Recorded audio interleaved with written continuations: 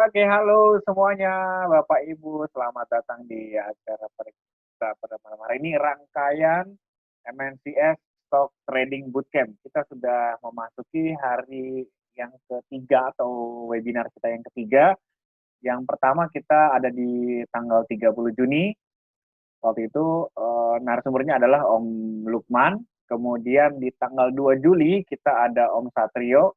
Nah, di sesi hari ini, hari Sabtu, tanggal 4 Juli, walaupun suasananya malam minggu, tapi kita harus tetap semangat ya. Justru malam minggu harus semangat nih untuk kita, waktu yang tepat untuk kita sama-sama ngerti tentang analisa saham.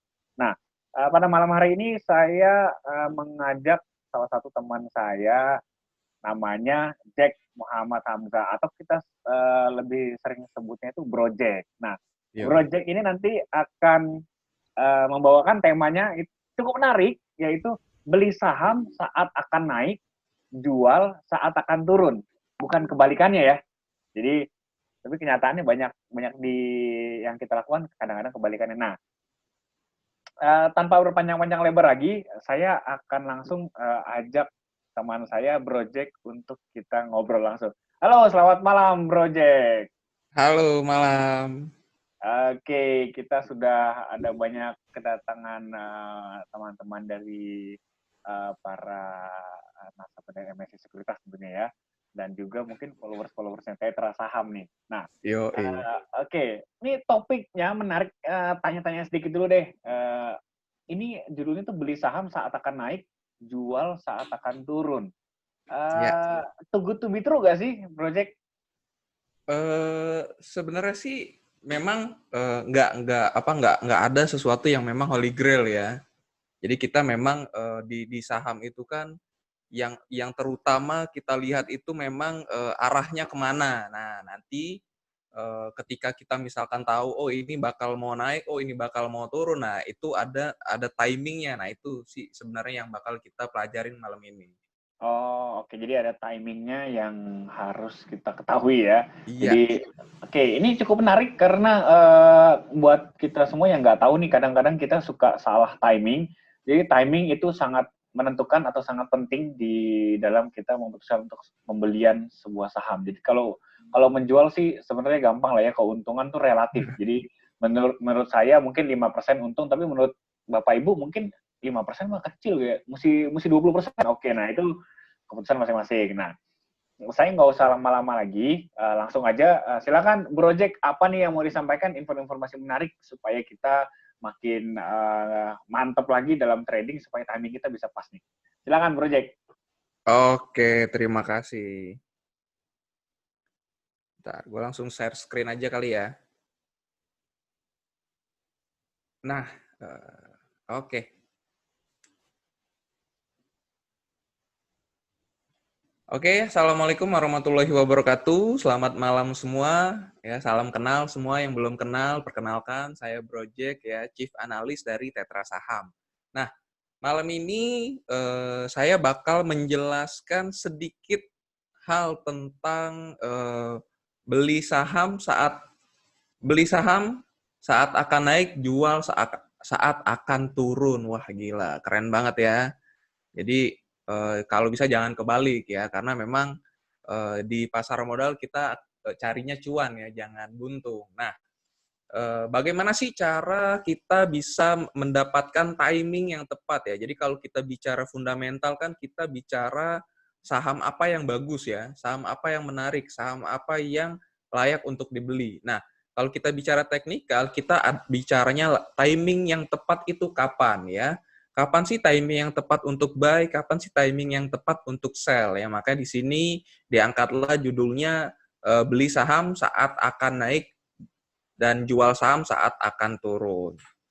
Nah, di sini ada beberapa daftar isi ya. Jadi kita bakal belajar yang namanya apa itu tren, terus bagaimana cara klasik untuk mengetahui tren, cara modern untuk mengetahui tren, dan juga cara buy and sell-nya. Ya, langsung saja. Apa sih tren itu ya? Tren itu adalah arah yang menunjukkan kemana pasar atau harga akan bergerak ya. Jadi tadi seperti yang saya bilang ya, ketika kita mau beli saham, saham itu kan yang bikin kita cuan di Indonesia ini kan ketika dia naik ya. Nah, kapan sih, apa sih identifikasi, bagaimana sih cara mengetahui saham ini naik atau tidak? Ya kita harus mengetahui arahnya ya. Makanya kita di sini harus belajar detail terkait tren. Sehingga ketika teman-teman bisa mengetahui tren secara bagus, secara tepat, nah, maka teman-teman bisa memanfaatkan timing yang juga bagus ya. Nah, di sini dijelasin juga rule of thumb-nya, harga itu biasanya tidak bergerak secara linier ya dalam sebuah garis lurus dan dikarakteristikkan bergerak dalam format zigzag ya, di mana membentuk banyak puncak dan juga lembah yang merupakan pembentukan tren. Nah, ya jadi harga itu nggak mungkin selamanya tuh naik secara linier ya. Jadi nggak ada saham tuh yang naik terus atau turun terus, tapi tetap dia memiliki puncak dan lembahnya ya. Nah, ada apa aja sih jenis-jenis tren tersebut ya? Pertama ada yang dibilang uptrend ya. Uptrend adalah tren naik ya. Jadi up itu naik, tren itu adalah arah ya. Jadi dari artinya aja ya, uptrend itu berarti arahnya naik. Nah, tren naik itu terbentuk dari beberapa puncak dan lembah yang cenderung lebih tinggi satu sama lain ya. Nah, tadi kan saya udah jelasin nih, yang namanya tren itu terbentuk dari puncak dan lembah ya. Nah, ketika puncak dan lembah itu lebih tinggi satu sama lain, maka saham tersebut arahnya bakal naik. Ya, nanti detailnya kita pelajarin bareng-bareng ya. Terus berikutnya ada namanya downtrend ya. Down itu turun, ya, trend itu arah. Jadi arahnya turun ya. Nah, tren turun ini terbentuk dari beberapa puncak dan lembah yang cenderung lebih rendah satu sama lain ya. Jadi tinggal dibalik aja. Yang uptrend itu puncak dan lembahnya cenderung lebih tinggi, kalau downtrend itu puncak dan lembahnya cenderung lebih rendah ya. Nah, dan terakhir ya, tren yang terakhir adalah no trend ya. Kita sepakatin, saya sih biasanya ketika memberikan edukasi, saya sering menyepakatin bahwa ada uptrend, downtrend, dan no trend. Nah, ya biar nggak aneh kan, ada banyak sebenarnya istilahnya ya. Ada no trend, ada sideways, ada trendless gitu ya. Ada konsolidasi. Nah, biar teman-teman nggak pusing ya, kita pakai istilah no trend. Ya, kenapa pakai istilah no trend? Nanti ketika prakteknya teman-teman bisa membedakan ya, yang mana ada tren, yang mana yang trennya sudah terbentuk, yang mana yang belum terbentuk. Makanya di sini saya sebutnya no trend. Cuman memang beberapa bulan terakhir no trend ini lebih terkenalnya adalah kanguru ya. Luar biasa sekali ya, karena mungkin orang berpikirnya uptrend itu bull ya, downtrend itu bear. Nah, kalau yang no trend ini adalah kanguru. Jadi dia lompat-lompat di situ-situ aja. Nah, berikutnya dari tren tersebut ada 3 kelas ya. Jadi pengelompokan tren menurut waktu pengamatan. Ya. Ini udah umum ya. Teman-teman harus bisa tahu teman-teman harus bisa tahu dan bisa membedakan yang mana major trend, secondary trend, dan juga minor trend. Ya, simpelnya biar teman-teman nggak pusing ya, major trend itu di atas 1 tahun ya. Jadi kalau kita bicara trennya terbentuk sudah di atas 1 tahun, itu sudah kita kelompokkan sebagai major trend ya. Terus untuk minor trend itu di bawah 1 bulan. Jadi kalau ada tren terbentuk baru 1 minggu atau baru 2 minggu, maka tren tersebut masih tergolong minor trend. Nah, untuk secondary di antaranya ya, jadi di atas 1 bulan dan di bawah 1 tahun. Jadi kalau teman-teman ngelihat pola tren atau ngelihat trennya terbentuk hanya 3 bulan atau hanya 4 bulan gitu ya, nah itu trennya masih tergolong secondary. Nah, dari sini kita ada 2 cara ya tadi ya, ada klasik, ada juga modern ya. Nah, klasik tadi kita benar-benar mencari tren tersebut berdasarkan polanya ya. Nah, untuk klasik ini teman-teman harus dituntut bisa melihat tren secara visual ya. Saya sering bilang teman-teman harus bisa mengidentifikasi tren dalam hitungan 3 detik. Ya, jadi saya hitung 1, 2, 3, trennya apa? Nah, teman-teman itu harus bisa jawab. Ya, oke, saya lihat, oke, ini trennya, oh ini trennya uptrend, oh ini trennya downtrend, oh ini trennya no trend ya. Kenapa kita harus bisa mengetahui itu secara cepat ya? Karena biar teman-teman bisa bisa mencari eksekusinya ya, bisa membuat strateginya ya.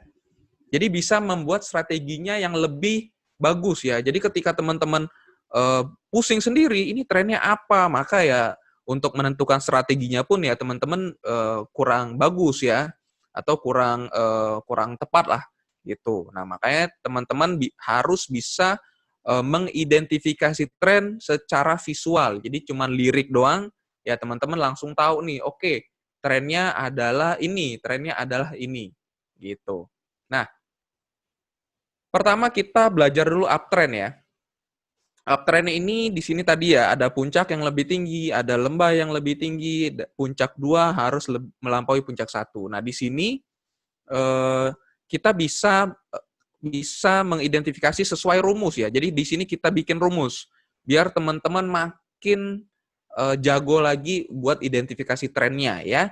Jadi untuk rumus uptrend itu ada low ya, ada high, ada higher low, ada higher high. High. Nah, ya. Jadi rumusnya low, high, higher low, higher high. Low ini adalah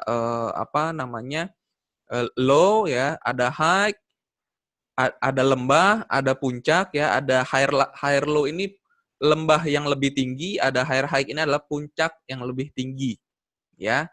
Jadi ini rumus uptrend ya. Teman-teman harus bisa pahami, harus bisa hafalin ya, harus bisa pahami, harus bisa hafalin, dan juga teman-teman harus bisa melihatnya secara visual dan cepat ya. Nah, berikutnya untuk rumus downtrend ya. Untuk rumus downtrend itu ada high, ada low, ada lower high di sini, dan juga lower low. Nah, ya di sini ada lower low.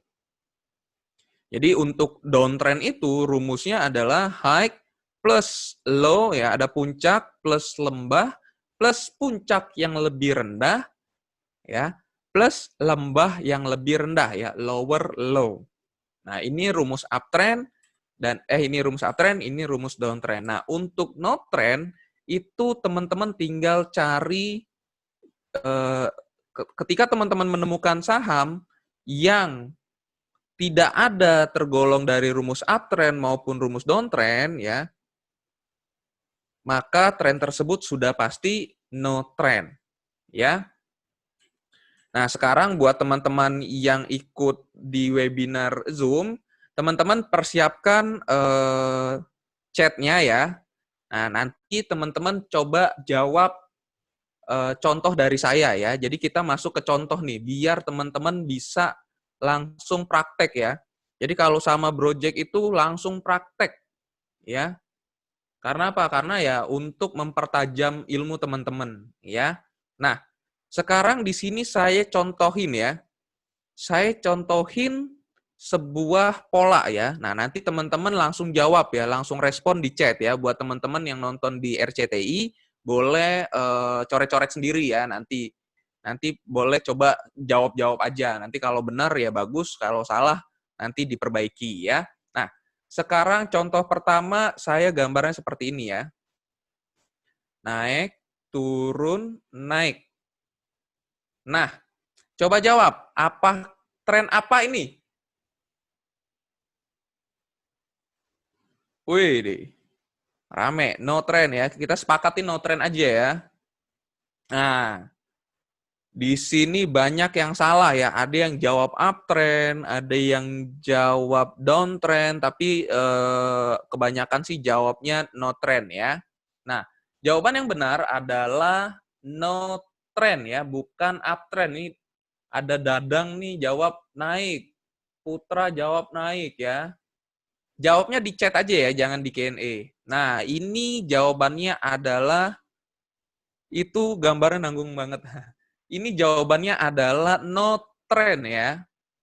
Ya, jawabannya adalah no trend, bukan uptrend, bukan downtrend. Kenapa no trend? Teman-teman bisa gambarin aja rumusnya ya. Jadi ada low di sini ada high, di sini ada higher low ya, puncak yang lebih tinggi, di sini dia belum membentuk higher high.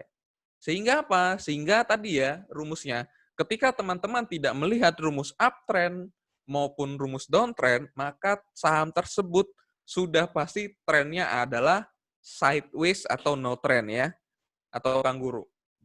Ya, jadi trennya sudah pasti no trend ya. Tadi masih banyak yang salah. Kita contoh lagi ya. Sampai teman-teman hatam ya. Sampai teman-teman jago. Kenapa? Karena di pasar modal itu teman-teman bakal banyak pertimbangan ya. Pertama fundamental dan segala macam. Ketika teman-teman terlalu banyak pertimbangan, terlalu lama memberikan keputusan, terlalu lama membuat suatu pola atau melihat suatu pola, maka ya teman-teman bisa tertinggal ya. Karena tadi kuncinya ya, belilah saat sahamnya mau naik, ya jual ketika mau turun. Ketika teman-teman tidak bisa cepat melihat sebuah pola tren, maka teman-teman pasti akan tertinggal.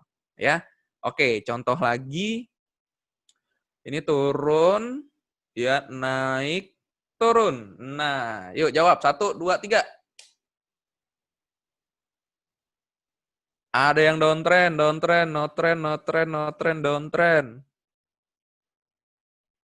Ini kayaknya harus saya hafalin ini namanya nih. Itu kalau kita di tetra itu yang salah kita pecut. Ya. Oke, cukup ya. Jawabannya adalah tetap no trend ya, bukan downtrend ya.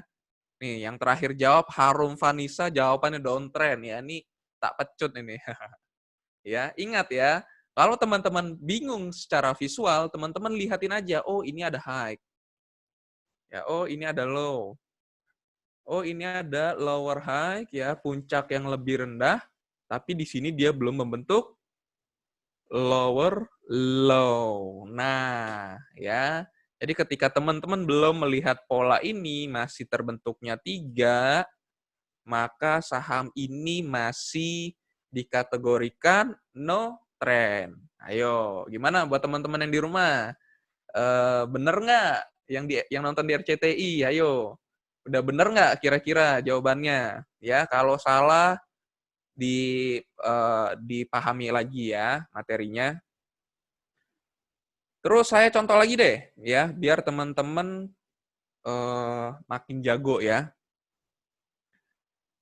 Naik, turun, naik, turun, naik. Nah, ayo coba jawab, ya. No trend, masih ada yang downtrend, masih ada yang uptrend. Downtrend, uptrend. No trend, ente, ya. Ya, jadi teman-teman yang masih menjawab selain no trend itu masih salah ya. Balik lagi ya. Ketika teman-teman melihat suatu pola yang tidak ada di pola uptrend maupun downtrend, maka saham tersebut adalah no trend ya. Nih, kalau saya gambar rumusnya ternyata LH, HL, LH. HL dan LH. Ya, jadi dia belum membentuk higher high ataupun belum membentuk pola uptrend maupun downtrend. Jadi rumusnya masih belum ada rumus uptrend maupun downtrend. Nah, terakhir deh ya, saya kasih contoh lagi terakhir di sini ada naik, turun, naik. Nah, ayo. 1, 2, 3, jawab.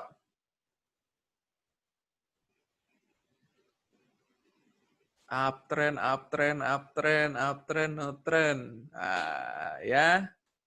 Masih makin banyak yang salah, ya. Makin banyak yang salah. Oke, cukup. Ya, cukup. Ayo, buat teman-teman yang nonton di RCTI, jawabannya apa, yuk? Ya, ini jawabannya adalah tetap no trend. Ya, kenapa tetap no trend? Karena ya ingat rumus uptrend itu adalah L H ya L plus H plus HL plus HH. Ya, sedangkan ini L H L L H H. Nah, ayo ya. Ya, jadi tadi banyak banget nih yang salah ya, dipelajarin lagi ya. Ingat ya, uptrend itu rumusnya ini ya, harus ada 4. L, H, HL, HH. Jadi kalau misalkan nggak ada satu, tetap no trend. Hilang satu, no trend. Ya, ya. Nah, ya. Kenapa sih Project dari tadi yang dicontohin no trend terus? Ya, kenapa? Karena ketika teman-teman berada di pasar, ketika teman-teman melihat saham turun, ketika teman-teman melihat saham naik, itu sudah lumrah ya. Oh, ini saham turun, ya udah deh saya hindarin pasti, ya. Karena secara logika, secara akal sehat, ketika sahamnya turun, teman-teman pasti menghindari ya. Jadi kayak hal yang ini mah turun ya udah deh, gitu kan. Kecuali ya mungkin teman-teman tahu fundamentalnya ya, udah beda cerita. Tapi biasanya kebanyakan ketika teman-teman melihat saham turun ya teman-teman hindari. Itu udah hal umum, apalagi naik ya. Oh ini saham naik ya udah deh bagus gitu. Nah, kenapa dari tadi saya menjelaskan no trend? Kenapa? Karena di kondisi no trend inilah teman-teman saya yakin paling banyak melakukan yang namanya cut loss. Cut loss, kena stop loss ya, nge-hold nggak naik-naik, atau apalagi.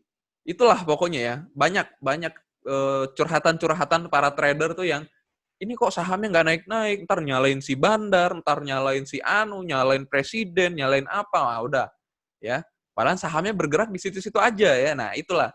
Karena pada dasarnya memang ketika teman-teman tidak memiliki tren, ketika saham-saham tidak memiliki tren, maka memang saham tersebut tidak memiliki arah. Sehingga apa? Eh, sehingga saham tersebut akan cenderung memberikan sinyal-sinyal palsu ya. Tuh.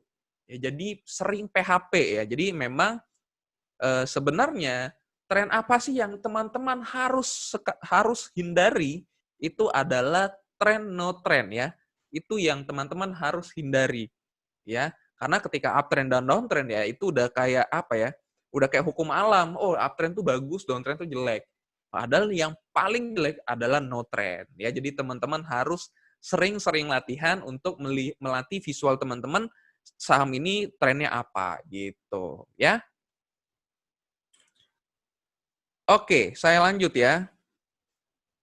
Saya lanjut, sekarang kita belajar yang modern way. Nah, ya kalau tadi kita harus visual, kalau ini lebih simpel ya.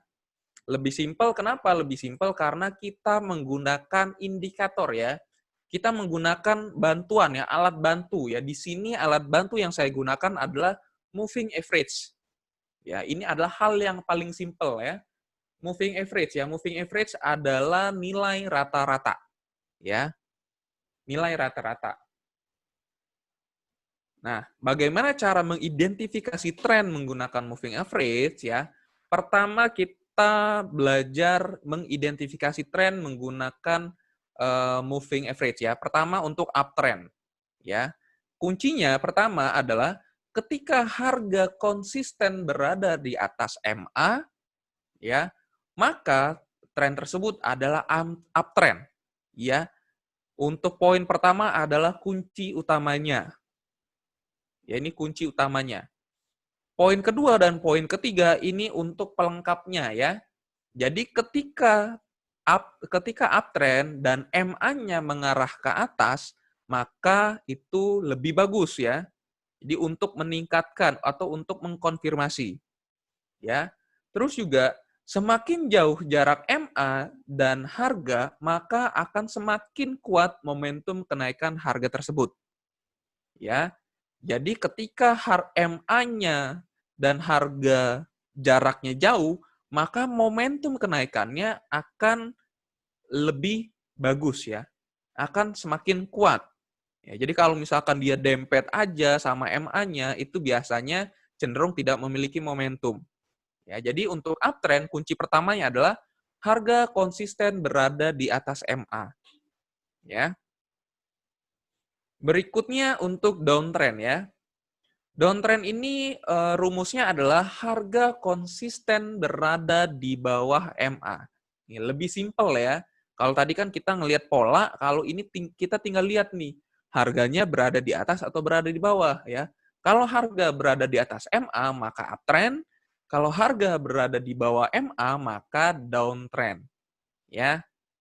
Nah, untuk mengkonfirmasinya maka kita bisa menggunakan MA mengarah ke bawah ya, dan juga semakin jauh jarak MA dan harga, maka akan semakin kuat momentum penurunan harga tersebut ya. Jadi biasanya kalau jauh turunnya tajam ya atau drastis ya. Nah, ini untuk uptrend dan downtrend. Nah, untuk sideways balik lagi ya. Yang paling susah adalah menentukan saham ini uptrend atau downtrend. Menentukan saham ini no trend atau trending ya. Trending itu kita bicara uptrend, downtrend. No trend itu berarti tidak memiliki trend ya. Gitu. Jadi kita dua ya, trending, uptrend atau downtrend, dan juga no trend. Nah, no trend ini memang yang paling sulit ya. Hal di sinilah yang biasanya banyak teman-teman melakukan cut loss, teman-teman melakukan kena stop loss lah gitu. Nah, ya, kuncinya di sini harga cenderung bergerak di area MA. Ya, jadi sekali break, besoknya turun. Nanti break lagi, besoknya turun lagi. Nanti break lagi, gak lama lagi turun. Ya, jadi nggak konsisten. Tadi kan rumusnya konsisten berada di atas atau di bawah MA, dan juga MA-nya mengarah ke atas atau mengarah ke bawah. Nah, di sini MA-nya cenderung landai. Ya, di sini cenderung landai. Tuh. Dan ketiga, semakin sering harga keluar masuk MA, akan semakin terkonfirmasi bahwa tidak memiliki tren. Oke? Oke. Nah, sini banyaknya, langsung nih, banyak yang nanya, MA-nya berapa bro Jack? MA-nya berapa bro Jack ya? Ingat, tadi kan kita, sebentar. Tadi kan di sini kita belajar yang namanya ada 3 kelas tren, ya. Ada major trend, secondary trend, dan minor trend. Nah, untuk major trend, ya, ketika teman-teman ingin mengetahui, oh, saham ini secara major trendnya apa? Itu menggunakan MA 200 ya. Untuk minor menggunakan MA 20. Untuk secondary, ini tergantung teman-teman ya. Ada yang biasa menggunakan 50 atau 100. Nah, ya, jadi ketika teman-teman ingin mengidentifikasi sebuah tren secara major atau secara besar, maka gunakanlah MA 200 sebagai acuan ya untuk mengidentifikasi apakah saham ini uptrend atau downtrend atau juga no trend. Ya, untuk minor teman-teman bisa menggunakan MA 20 atau bahkan bisa menggunakan MA yang lebih kecil. Ya, gitu. Nah, untuk secondary bisa 50 atau 100. Kenapa sih Bro Jack di atas 1 tahun itu 200? Padahal kan dalam 1 tahun itu harusnya ada 240 hari ya, karena kan 1 bulan 20 hari, ya 20 kali 12 harusnya 240. Nah, sebenarnya 40 harinya itu biasanya adalah diskon ya, karena dalam 1 tahun itu tidak semua tidak semua hari digunakan secara benar ya, karena ada libur ya, ada libur lebaran, ada libur nasional, ada hari kejepit lah, ada libur tahun baru dan lain-lain. Ya, sehingga orang lebih cenderung menggunakan MA 200. Ya itulah alasannya ya mengapa menggunakan MA 200 ya. Nah, kalau minor 1 bulan ya tadi ya, kenapa 20? Karena 20 hari. Ya, kalau 50 100 itu tergantung teman-teman ya. Ada 50 itu sebenarnya mencerminkan 3 bulan, 100 itu mencerminkan setengah tahun. Gitu. Ya. Jadi MA-nya MA berapa gitu kan? MA-nya MA 200, 50 atau 100 atau juga 20.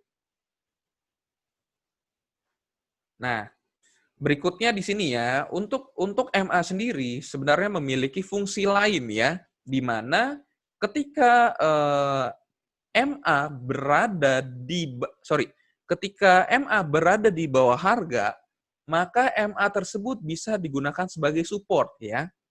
Nih, MA-nya berada di bawah harga. MA-nya berada di bawah harga, maka MA tersebut sebagai support. Ya. Jadi pada saat candle berada di atas garis MA atau kondisi uptrend, maka garis MA berfungsi sebagai support, yaitu untuk menahan harga turun ke level yang lebih rendah. Ya, jadi bila candle menembus MA, maka disebut namanya breakdown. Ya. Nah, untuk MA sebagai resisten, ya, jadi pada saat candle berada di bawah garis MA atau kondisi downtrend, maka garis MA berfungsi sebagai resisten, ya, yaitu menahan harga naik ke level yang lebih tinggi. Ya, bila candle menembus MA, maka disebut sebagai breakout. Ya, jadi itu fungsi MA. Ya. Jadi selain untuk mengidentifikasi tren, MA juga berfungsi sebagai support dan resisten.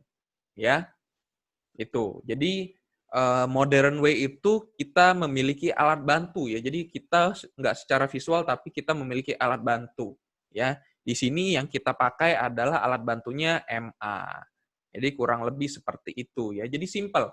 Jadi lebih simple ya kalau kalau harga di atas MA uptrend, harga di bawah MA downtrend, ketika harga break terus nggak karuan naik turunnya, maka saham tersebut sudah pasti no trend gitu. Nah, buat yang mau bertanya, drop pertanyaan di Q&A ya. Nanti ketika materinya sudah terdeliver semua, maka baru kita jawab satu persatu. Ya, santai. Mungkin pertanyaan teman-teman juga belum terjawab ya. Jadi teman-teman perhatiin dulu slide-nya ya. Oke, lanjut ya. Dari tadi kita sudah belajar cara klasik, terus juga kita sudah belajar cara modern, terus kita belajar bagaimana sih cara buy dan sell-nya. Karena tadi kan judul kita itu adalah beli saham saat akan naik, jual saat akan turun. Tadi kita sudah tahu nih yang mana saham naik, yang mana saham turun, ya. Sekarang kita belajar bagaimana cara belinya. Ya, kalau tadi kan cara identifikasinya, sekarang cara belinya.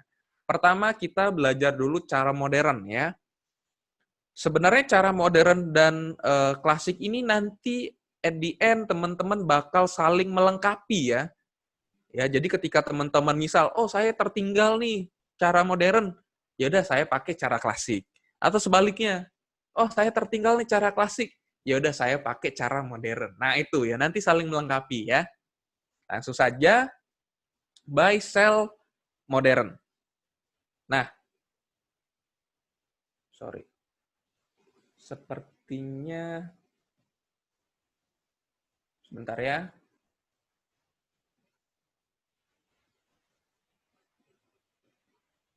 Oke.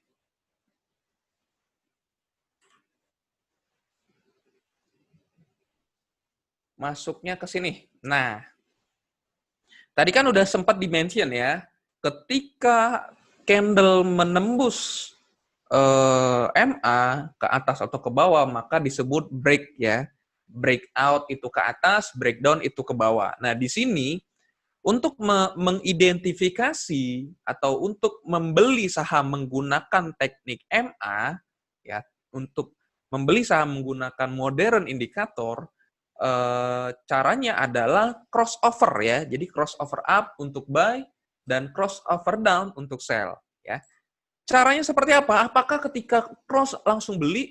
Nah, apakah ketika cross down langsung jual? Nah, itu ya. Kadang kan pasti nih kayaknya bakal banyak bertanya nih. Ya, ketika beli besoknya turun terus gimana? Ya. Nah, makanya di sini tidak semua saham yang terjadi crossover itu langsung boleh dibeli.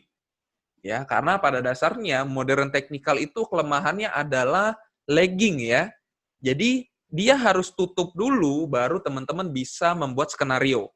Nah, di sini ketika teman-teman sudah tutup, maka teman-teman identifikasi nih, oke, saham ini seperti apa. Pertama, pastikan ketika break bentuk candle sempurna, ya, tidak memiliki shadow atas yang cukup panjang dibanding body candle, ya. Nih, ketika dia break tidak memiliki shadow atas yang lebih panjang dibanding body candle, ya.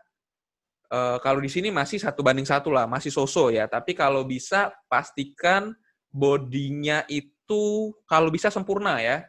Kalau bisa dia tutupannya seperti ini, ya. Nah, terus jika break dengan kenaikan lebih dari 10%, maka teman-teman harus hindarin. Ya, jadi ada tuh saham, oh dia break ke atas.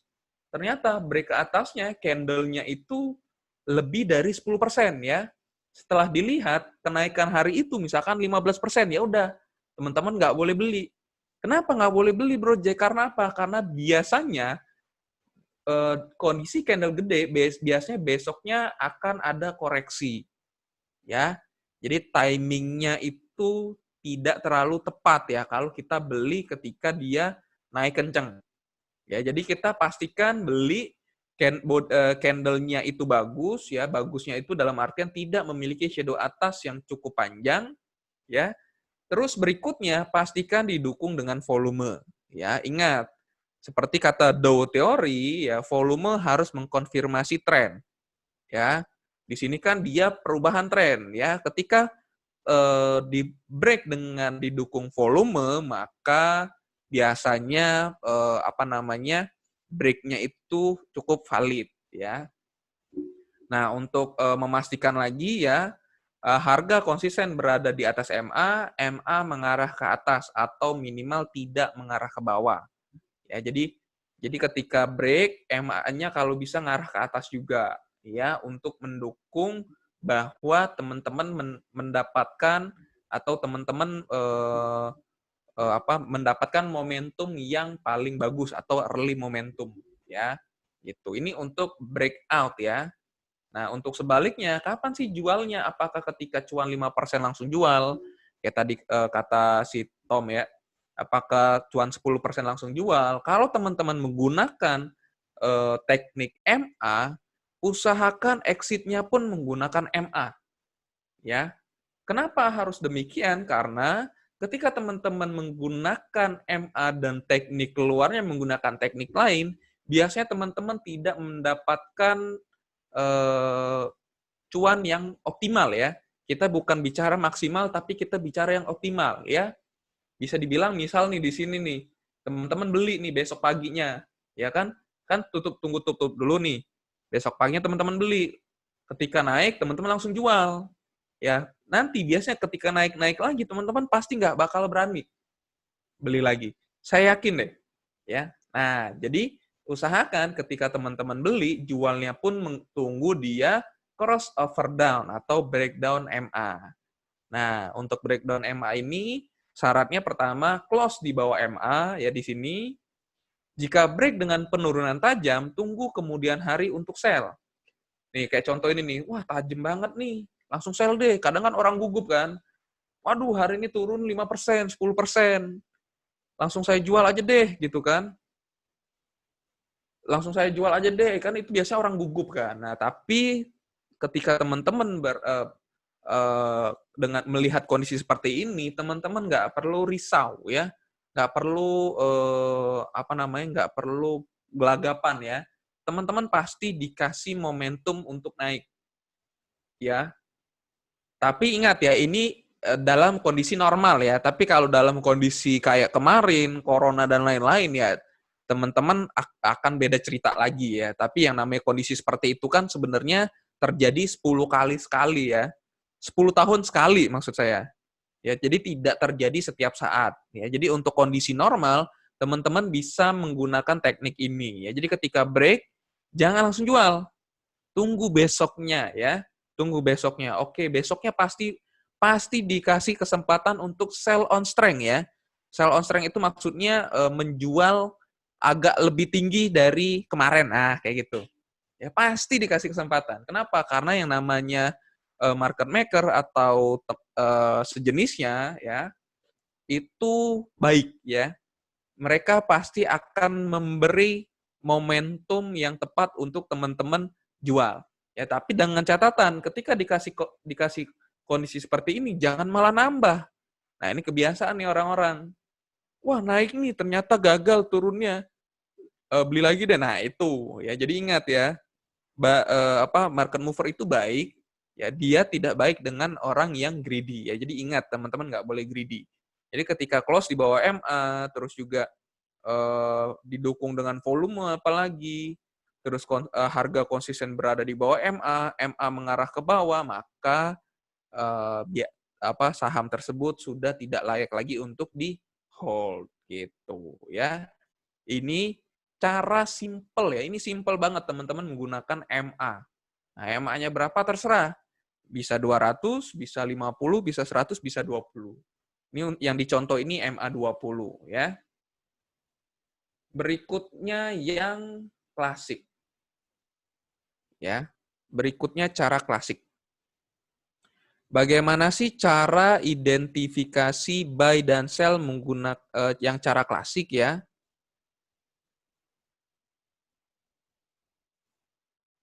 Nah, ya untuk cara klasik strateginya hanya dua ya. Sebenarnya di sini tiga ya. Tapi sebenarnya spekulatif sama buy on weakness itu beda tipis ya. Nah, kalau tadi kita bicara crossover up, crossover down, ya kalau klasik, cara klasik, cuman ada dua, breakout buy atau spekulatif buy, ya.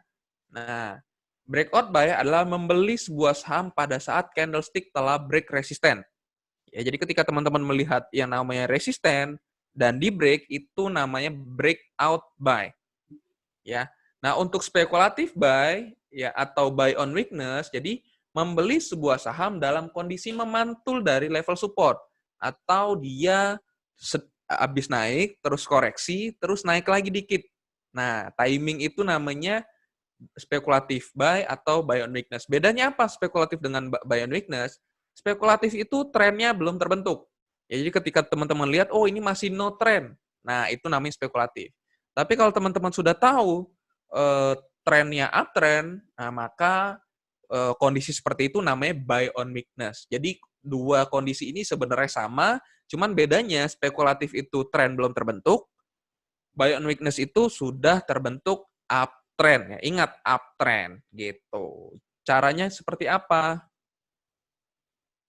Nah, ini kurang lebih contoh buy and sell-nya ya. Nih. Jadi ada saham turun, oke kita tungguin terus naik, jangan masuk dulu. Kenapa? Karena di sini kan kondisinya masih 1, 2 kan, belum terbentuk tren. Turun, terus dia mulai ketahan, wah ini memang masih no trend. Berarti apa? Berarti di sini kalau kita beli di daerah sini, ini namanya spekulatif buy. Terus break lah dia. Oke, break di sini. Ketika break, maka ini namanya breakout buy. Ya kan? Oke, naik, turun lagi. Oke, kita sudah tahu nih, di sini sudah terbentuk pola 1, 2, 3, maka ketika dia membentuk pola melemah lagi, maka di sini namanya buy on weakness. Nah, itulah bedanya ya. Kalau spekulatif buy trendnya masih ngebentuk seperti ini, ya kalau buy on weakness trennya sudah ngebentuk uptrend, tapi dia lagi mau ngebentuk higher low ya, low lebih rendah. High yang lebih tinggi gitu. Low yang lebih tinggi gitu ya. Naik, turun, naik, breakout lagi, breakout buy. Naik lagi, turun ya. Serasa kepentok naik lagi di sini ya. Ini namanya buy on weakness. Naik lagi, breakout buy. Naik lagi, turun. Ya, kalau teman-teman beli di sini namanya buy on weakness. Nah, ketika naik lagi terus turun di sini ya, ini. Nah, ini sudah warning pertama. Ya, kenapa warning, Bro J? Karena dia gagal membentuk new high ya. Jadi anggapan aja ada saham lagi membentuk seperti ini nih. Nah, ya, jadi ini polanya adalah no trend, ya. Nah, ketika dia breakout di sini, maka breakout untuk sell. Gitu, ya. Nah, pastikan ketika teman-teman beli terus, misalkan ya, teman-teman beli di sini ya. Jadi yang namanya spekulatif biasanya volumenya nggak boleh banyak ya.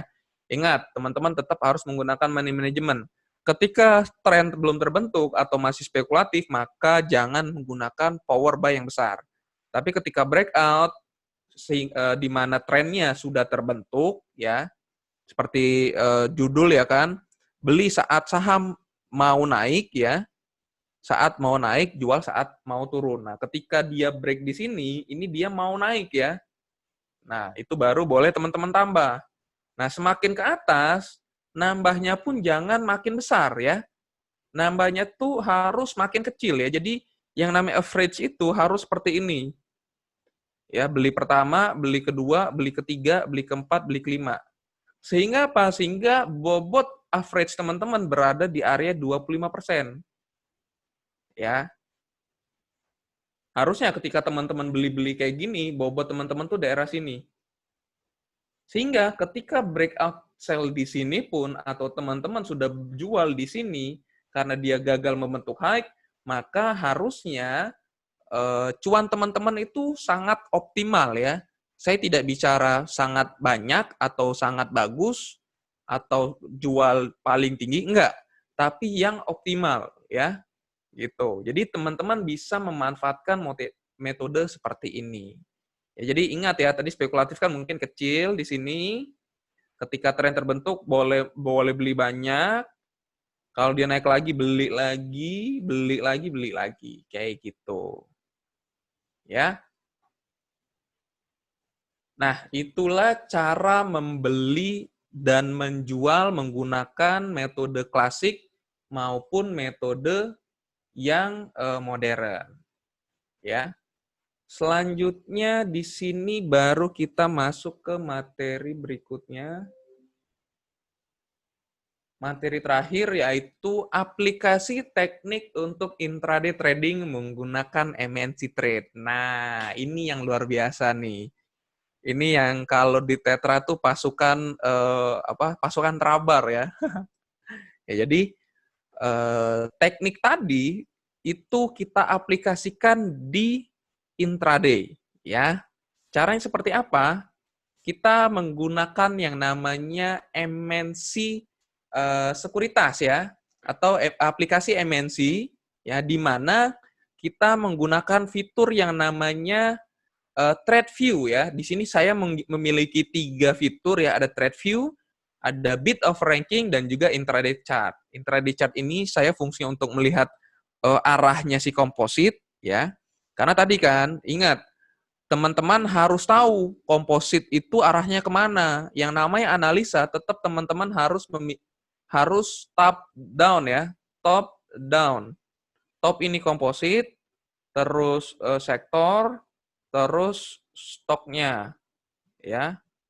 Tuh. Jadi dari atas ke bawah ke bawah. Jadi teman-teman harus bisa tahu nih Pak D-nya arahnya kemana gitu ya. Nah, dari sini ya teman-teman bisa mengaplikasikan teknik yang klasik tadi menggunakan intraday chart. Ya, di sini intraday chart-nya menggunakan tick chart ya.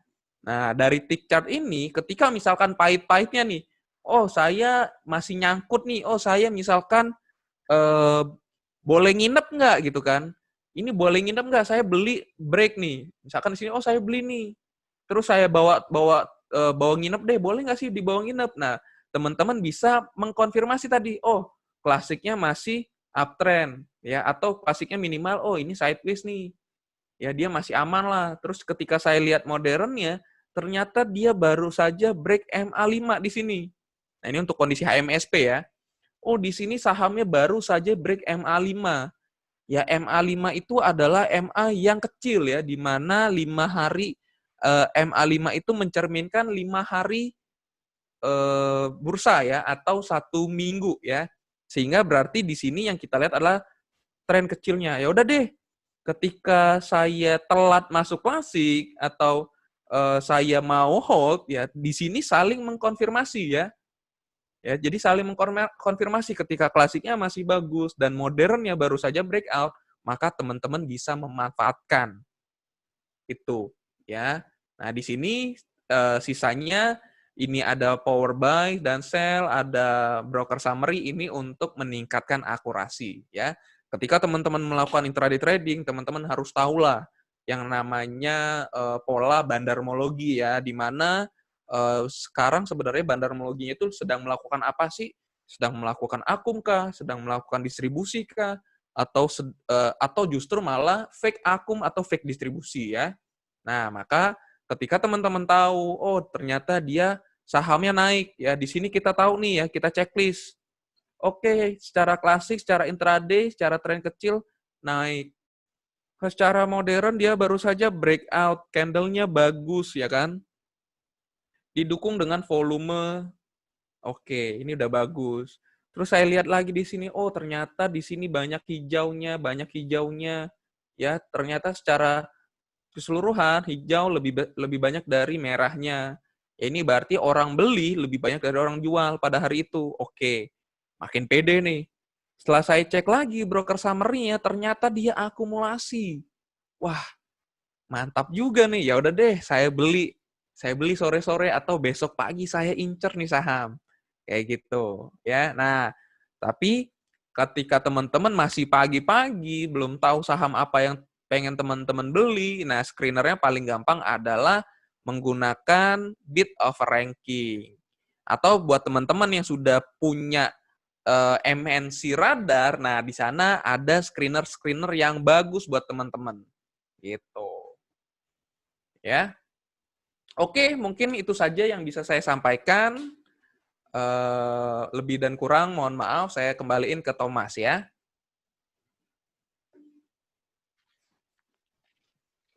Oke, thank you Bro Jack. Oke. Mantap banget nih penjelasannya. Semoga pada ngerti. Kalau ada yang masih nggak ngerti atau kayaknya ada yang mau disampaikan pertanyaannya yang sudah kelihatannya, ini pengen banget nih tanyain. Silakan langsung diketik di Q&A, jangan di kolom chat ya, di Q&A. Oke? Nah, sampai sekarang nih sudah ada nih yang bertanya-tanya nih, Bro Jack. Banyak juga yang nanya. Ada 44. Banyak nih. Lumayan. Oh iya, sebelum itu saya mau kasih tahu nih. Jadi untuk setiap sesi webinar kita pasti ada hadiahnya supaya semakin menarik dan makin semangat lah ya Bapak Ibu semuanya dalam berinteraksi dengan kita. Jadi akan ada hadiah dari Tetra berupa saham, buku saham, video edukasi saham, dan juga sekaligus free aplikasi ya. Iya. Nah, selain itu dari acara kita juga didukung sama Bursa Efek Indonesia, jadi akan ada penambahan dana RDN total Rp1 juta setiap eventnya. Jadi tetap semangat dalam memberikan pertanyaan supaya kita juga bisa kasih hadiah ke Bapak Ibu semua yang banyak. Oke, pertanyaan pertama nih, langsung aja nih, Bro Jack. Dari Dedi, Pak Dedi W. Mengapa jika kita trading lihat untung sedikit sudah langsung TP? TP itu taking profit ya. Tapi jika cut loss mengapa ditahan dan menjadi besar? Apa yang perlu diperbaiki dalam sistematis? Apakah plan atau psikologi atau indikator?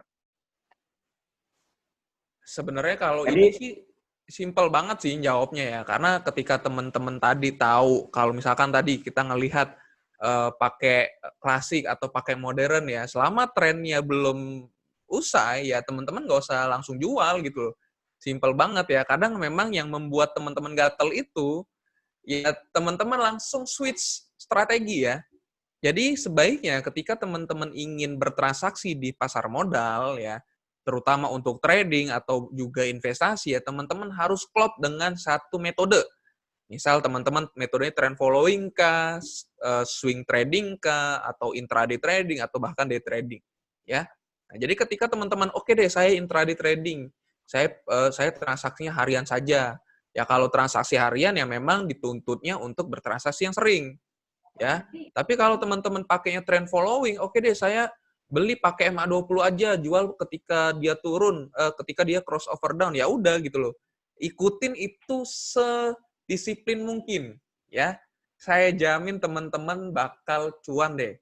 Gitu. Karena pada dasarnya untuk MA20 ini ya, itu win rate-nya itu 45%. Kalau kita pakai hitungan robot ya, itu win rate-nya 45%. Kok kecil, Bro Jack? Iya, sabar dulu. Itu hanya dia crossover up, crossover down. Belum dibantu dengan, oh teman-teman tahu perusahaannya apa.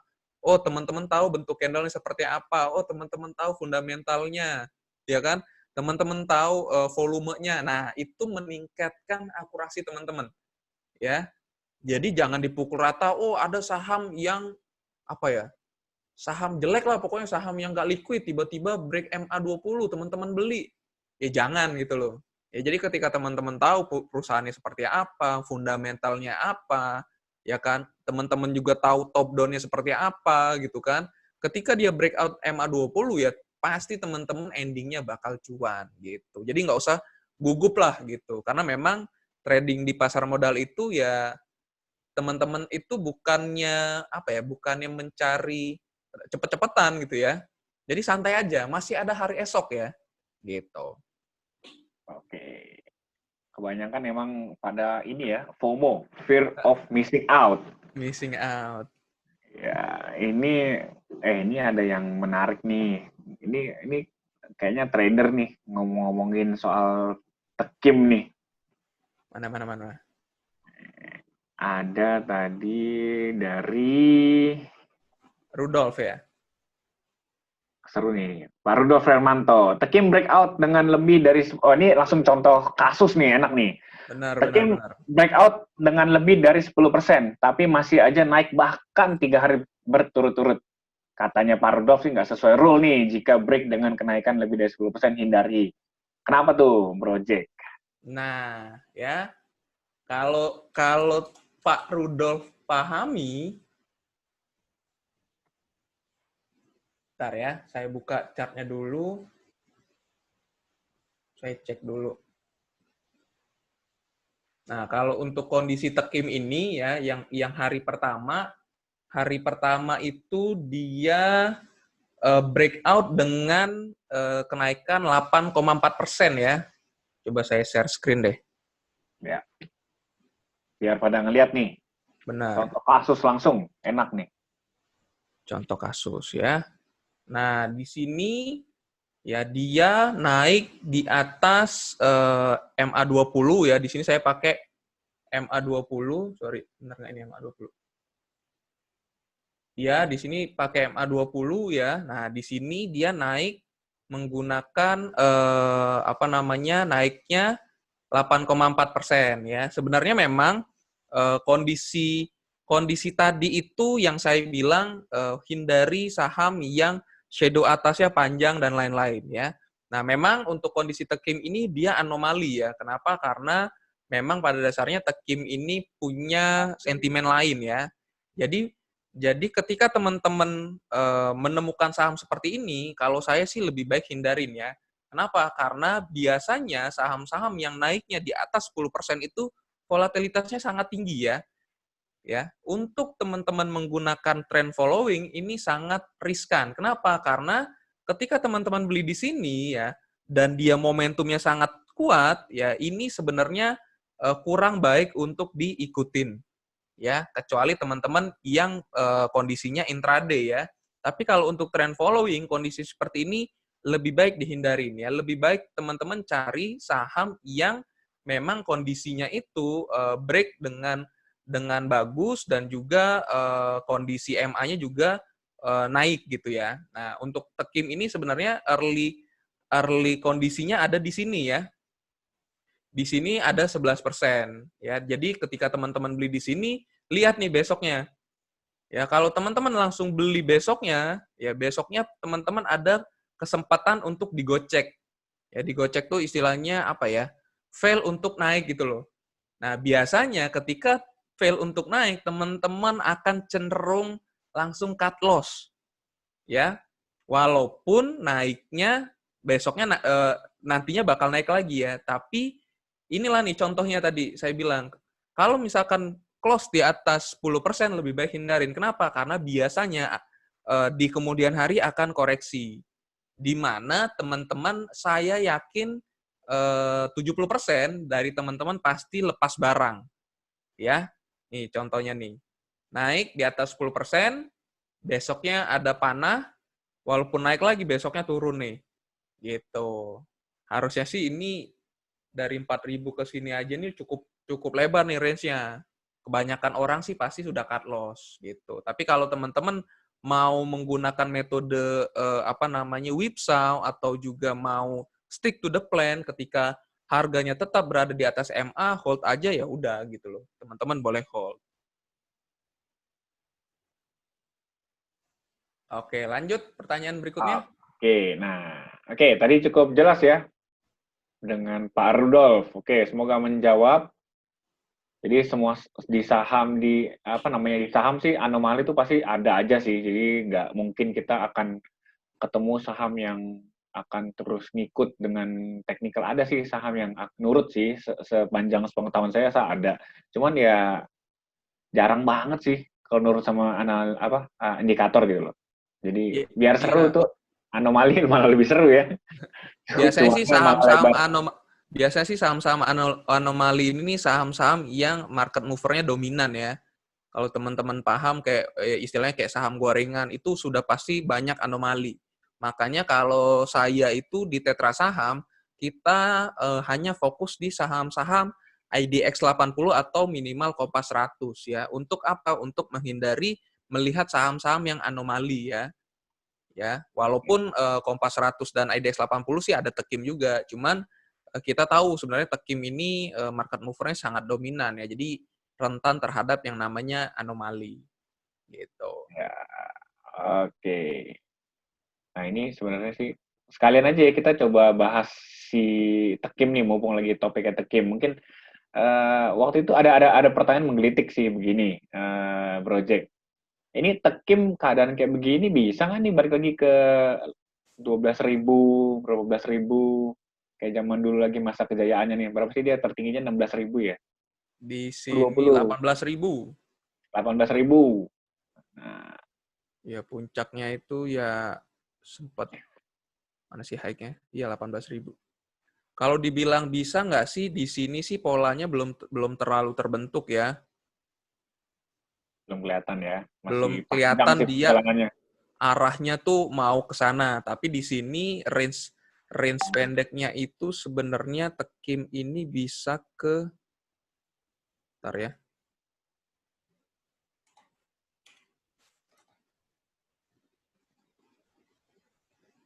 Minimalnya banget itu double bottom-nya di 7450 nih. Ya, kebetulan di sini juga ada resisten ya. Jadi so far sekilas di sini pola terbentuk itu adalah arahnya ke 7450 hingga 8000. Ya. Gitu. Jadi kalau untuk arah yang lebih jauh lagi sih belum terlalu kelihatan ya. Kecuali dia sudah berada di area 9.000 atau 10.000 baru tuh tren besarnya kita terlihat ya. Oke. Insight ya, insight. Oke, thank you Project insight-nya. Jadi lumayan ya, ada tahu ya gimana cara menganalisa sebuah saham. Oke. Nah, ada lagi nih dari Ibu Ratna Mutiara Dewi. Bagaimana menentukan posisi buy dan sell di saat kondisi kangguru akhir-akhir ini? Misal, target harga belum tercapai, tapi malah di penutupan dia turun. Terus karena takut makin turun, dijual deh. Ternyata besok paginya malah naik. Jadi keuntungan tidak bisa maksimal walaupun tidak rugi. Harusnya kita ambil sikap bagaimana kalau kondisi seperti ini? Jika kita swing trader out, jadi Bu Ratna ini swing trader nih. Trader, iya. Nah, kalau untuk kondisi kangguru, ya Ibu Ratna harus bisa menurunkan time frame-nya ya. Jadi memang biasanya kan swing trader itu menggunakan secondary trend ya. Biasanya kelemahan swing trader itu karena menggunakan secondary trend, maka dia harus melihat sebuah saham itu secara besar ya. Nah, untuk kondisi kangguru ini ya teman-teman harus bisa melihat tren itu lebih kecil ya. Sehingga apa? Sehingga teman-teman bisa melakukan eksekusi plan lebih cepat ya.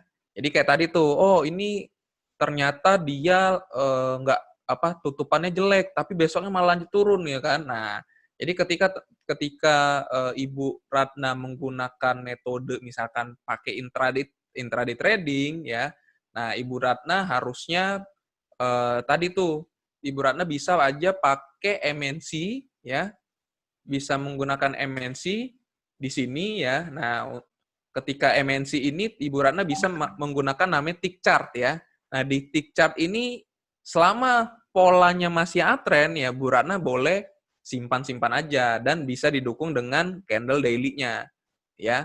Gitu. Jadi selama pola di sini masih uptrend atau misalkan nih di sini nih kayak contoh HMSP nih. Misalkan Bu Ratna beli di awal di HMSP ini dia gagal break nih di sini kan.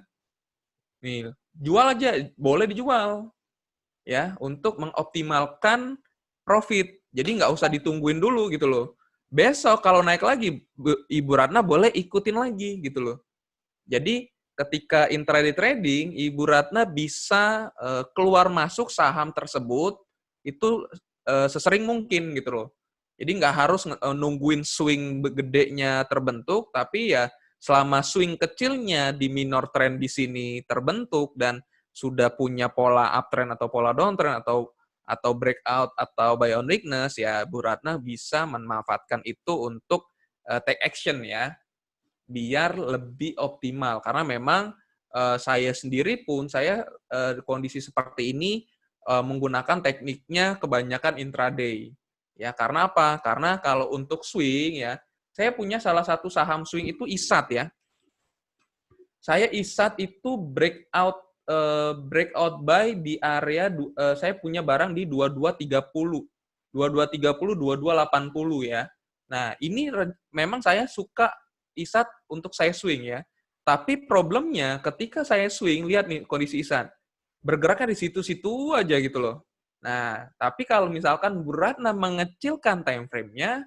ya di sini ya Bu Ratna bisa beberapa kali melakukan take profit ya itu untuk ISAT terus juga untuk beberapa saham juga kurang lebih seperti itu ya ketika memaksakan untuk tetap menggunakan swing trade ya yang penting sabar sih kuncinya itu doang selama polanya masih terbentuk selama polanya masih uptrend ya Ibu Rana boleh sabar tapi kalau misalkan memang tidak bisa sabar atau tidak bisa melihat resiko yang cukup besar ya usahakan turun time frame-nya gunakan time frame yang lebih kecil sehingga lebih wise melihat trennya oh ternyata trennya sudah patah nih tren kecilnya udah deh tutup dulu gitu loh kadang besok merah kan merah besoknya hijau lagi oh break lagi break beli lagi nah kayak gitu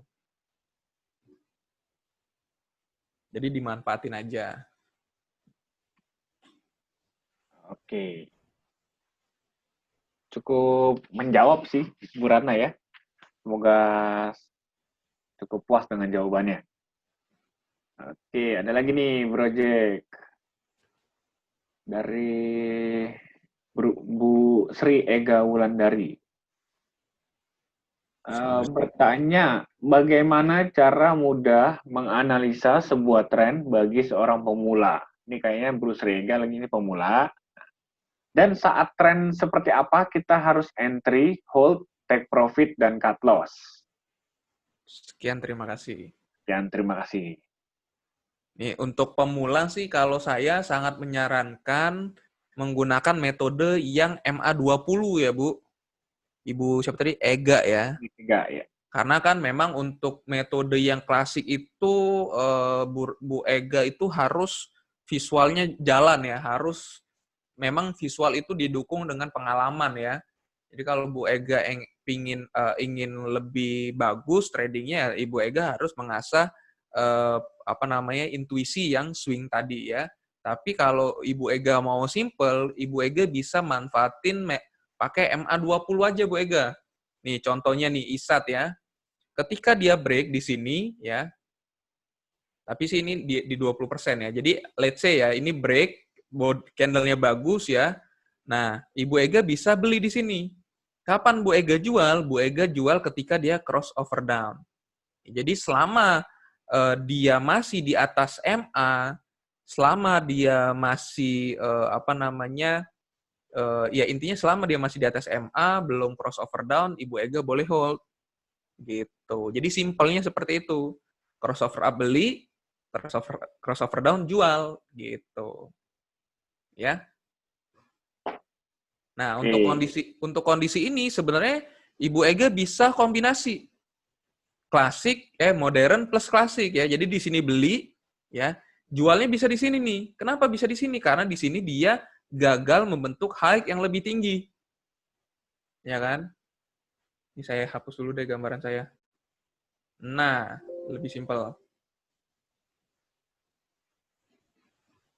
Ya, jadi di sini ada pola di mana dia gagal membentuk high yang lebih tinggi. Nah, ketika ini kan warning pertama tuh tadi ya jelasin. Nah, Ibu Ega boleh jual di sini. Biar apa? Biar lebih optimal gitu loh. Tapi kalau mau nunggu jual di sini ya nggak masalah. Gitu. Untuk lebih terkonfirmasi.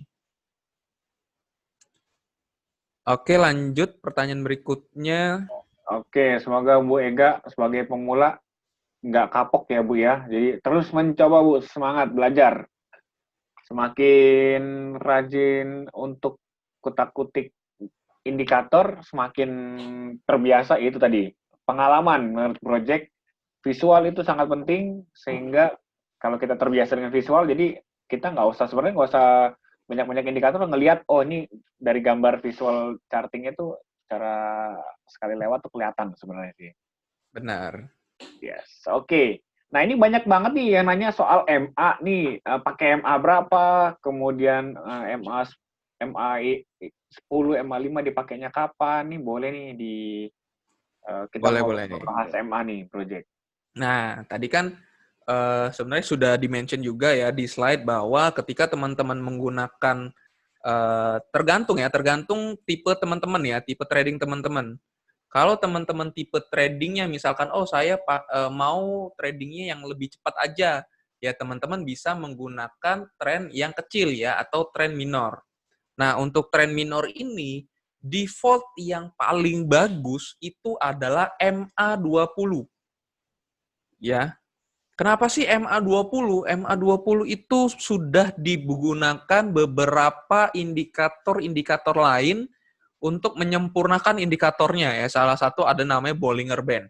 Bollinger Band itu dia middle band-nya itu menggunakan MA20 ya. Sehingga MA20 ini dikenal lebih smooth.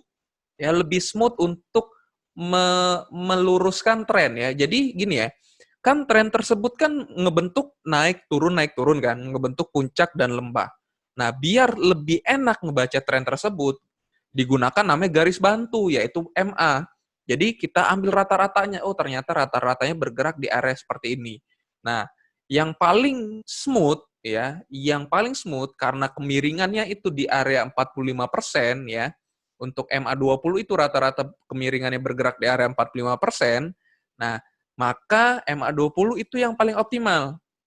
Ya, kalau teman-teman menggunakan MA5, MA10 atau MA yang lebih kecil lagi, MA5 lah terutama, itu teman-teman gunakan ketika scalping ya, atau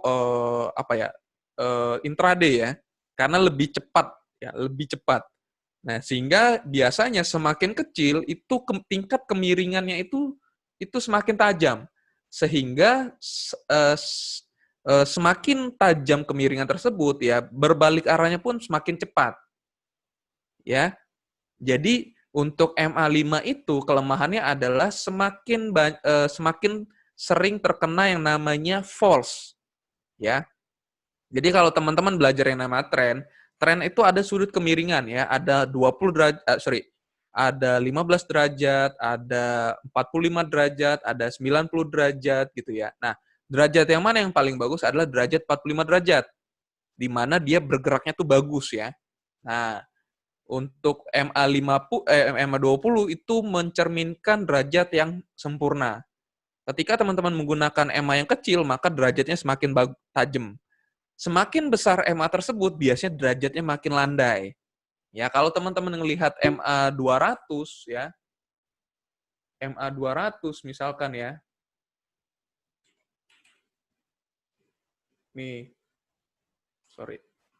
Tuh, MA 200 itu akan cenderung landai. Ya. Jadi semakin besar MA tersebut akan semakin landai ya, tergantung kebutuhan teman-teman. Nah, itu untuk minor ya. Kalau untuk secondary itu yang paling optimal adalah 50 ya. Saya lebih sering menggunakan 50 karena masih mencerminkan kuartal lah. Ya, karena alasannya itu mencerminkan kuartal. Nah, untuk long term ya sudah jelas saya menggunakan MA 200. Ya, untuk major. Ya, jadi itu ya penggunaan MA yang optimal. Ya, kalau teman-teman mau menggunakan MA 37, 42, 88, wah itu terserah ya. Tapi usahakan ketika teman-teman menggunakan MA yang terlalu customized ya teman-teman harus memiliki alasan ya. Jadi nggak boleh sembarang. Karena tadi tuh kalau MA20 ada alasannya, MA200 ada alasannya ya. Jadi gunakanlah MA yang umum ya, karena ketika teman-teman menggunakan MA yang tidak umum, maka yang melihat saham tersebut hanya teman-teman. Sehingga ketika dia break itu biasanya tidak memiliki volume ya. Kalau kita bicara MA20 ketika dia break, semua orang kan tahu, oh MA20 break, ya udah deh saya beli. Itu kan udah umum gitu loh. Sehingga ketika break ya biasanya sahamnya akan berlanjut gitu.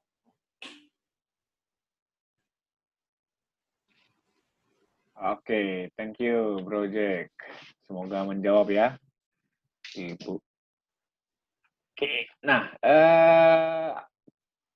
kalau saya coba sedikit nambahin soal moving average nih. Nah, moving average kalau ada yang nggak tahu, moving average moving average ada 20, ada 50, ada 200 itu maksudnya apa sih? Nah, jadi EMA 20-nya itu tuh menandakan 20 hari bursa. Jadi kalau kita ngomongin EMA 20 berarti EMA untuk 20 hari atau 1 bulan. Nah, kalau 50 itu kurang lebih 50 hari atau ya hampir 3 bulan. Kalau 200 itu 1 tahun. Jadi ada batasan-batasannya untuk kita kenapa sih kita pakai angka itu. Jadi angka itu yang umum yang biasa dipakai sama trader karena itu menunjukkan hari bursa. Jadi mereka pakai itu. Tapi ya tadi Project juga bilang kalau mau pakai angka yang lain juga bebas, terserah. Tidak ada angka baku sih yang harus ini harus itu, nggak ada. Jadi emang bebas menyesuaikan dengan gaya trading Bapak Ibu. Jadi semakin kecil tuh semakin cepat sih keluar untuk sinyalnya kapan buy, kapan sell. Oke. Nah, udah ngomongin MA, nih ada lagi nih yang masuk nih. Kita ngomongin volume nih, Project. Ngomong yang nanya volume juga cukup banyak nih. Yang ada pertanyaan dari Pak Hen Lukmana. Volume berapa yang pas untuk mendukung breakout? Ini volume berapa yang pas untuk mendukung breakout dan breakout MA? Katanya kalau analisis nggak cukup satu indikator, tapi tadi kata Project kalau mau pakai MA, keluar juga pakai MA. Jadi mempertanyakan, tadi yang nanya, tadi kalau mau masuknya pakai MA, keluarnya pakai MA juga ya? Iya. Jangan pakai metode lain. Oke, yes, silakan Project. Oke, ya. Mana sih volume berapa yang mendukung? Nah, kalau untuk volume itu sebenarnya tetap visual juga sih ya. Karena kalau teman-teman mau menggunakan VMA itu juga boleh. Jadi ada dua cara untuk melihat volume di sini. Saya coba tampilin volume ya. Jadi sebenarnya kalau volume ini ya teman-teman bisa secara visual juga ya. Kayak contoh di sini, saya ambil di sini ya. Di sini kurang banyak ya ternyata ya. Bentar, saya ambil contoh lain.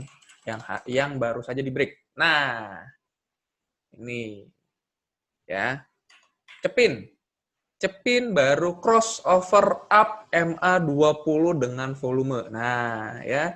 Jadi teman-teman bisa menggunakan visual ya. Jadi ketika teman-teman melihat volumenya tuh terlalu menjulang gitu, itu bisa sebagai acuan ya. Atau juga teman-teman bisa menambahkan moving average di volumenya ya.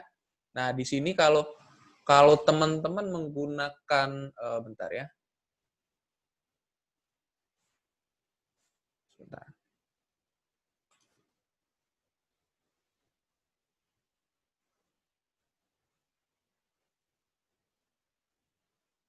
Saya tukar dulu screen-nya di sini. Nah, kalau teman-teman menggunakan Trader View ya, Trader View ini kan di sini ada candle daily ya. Nah, di sini dia sudah langsung muncul MA-nya nih, volume MA-nya.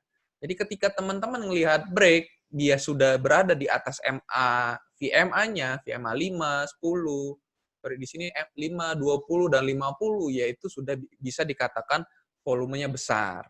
Gitu. Nah, untuk masalah indikator, ya tadi kan katanya kalau analisa nggak cukup satu indikator, tapi tadi kata Project kalau pakai MA, MA aja. Jadi gini ya, memang usahakan ya yang namanya analisa itu sesimpel mungkin ya, gitu. Karena biasanya ketika teman-teman menggunakan banyak indikator itu nanti bakal tumpang tindih. Apalagi kalau teman-teman nggak tahu cara pakainya. Misalkan nih MA nanti ditambah RSI ditambah stokastik. Padahal RSI sama stokastik itu fungsinya sama. Terus ditambah MACD ditambah namanya apa ya? Apalah itu yang pada dasarnya itu cuman saling tumpang tindih, ya. Ya, tapi kalau misalkan nih teman-teman pakai MA, pakai volume, mungkin didukung dengan Bollinger yang dimana fungsi indikatornya itu saling melengkapi itu boleh. Tapi kalau misalkan teman-teman menggunakan indikatornya saling tumpang tindih, ya jadi semua indikator dimasukin, itu bahaya. Kenapa? Karena nantinya teman-teman bakal bingung. Ya istilahnya paralyzed by analysis. Ya, jadi yang satu bilang naik, yang satu bilang belum. Yang satu dibilang bagus, yang satu dibilang masih jelek. Nah, nanti endingnya seperti itu. Ya, jadi ketika teman-teman menggunakan banyak indikator, maka teman-teman bakal bingung. Sebenarnya saya harus apa? Ya, jadi yang namanya pasar modal itu buka setiap hari, ya. Jadi jangan habiskan waktunya itu hanya untuk berpikir, ya. Oh ini bagus nih, harusnya ini AO dan segala macam. Besok ternyata jelek, nanti berpikir lagi gini. Ya teman-teman harus bisa menggunakan hal yang simple sehingga apa? Sehingga ketika teman-teman tahu, oke, saya beli. Ya, jadi endingnya itu cuma cuan atau enggak gitu kan? Ya, yang membedakan cuannya maksimal atau enggak juga sama cut loss yang maksimal atau enggak gitu kan? Nah, jadi intinya gunakanlah indikator yang umum dan simple. Jadi kalau saya pribadi, setiap saya trading atau investasi atau apapun itu terkait pasar modal, saya menggunakan hal yang simple dan umum. Ya, cari aja hal yang simple aja, nggak usah pusing-pusing ya. Kalau bisa yang umum, yang semua orang seluruh dunia tahu itu hal benar, kayak MA20. Seluruh dunia bilang MA20 bagus. Seluruh dunia bilang, seluruh mentor bilang, seluruh pengajar bilang ketika crossover MA boleh masuk, ya. Sehingga apa? Sehingga ketika banyak orang beli, ya kan? Ketika orang banyak tahu, ketika orang banyak beli, maka saham tersebut biasanya bakal terkonfirmasi gitu. Ya, jadi fokus aja dengan beberapa indikator saja, kalau bisa jangan tumpang tindih. Ya, kalau saya pribadi, saya cuma menggunakan MA dan volume. Untuk intraday saya hanya menggunakan yang namanya MNC ini. Ini aja nih. Ya. Gitu.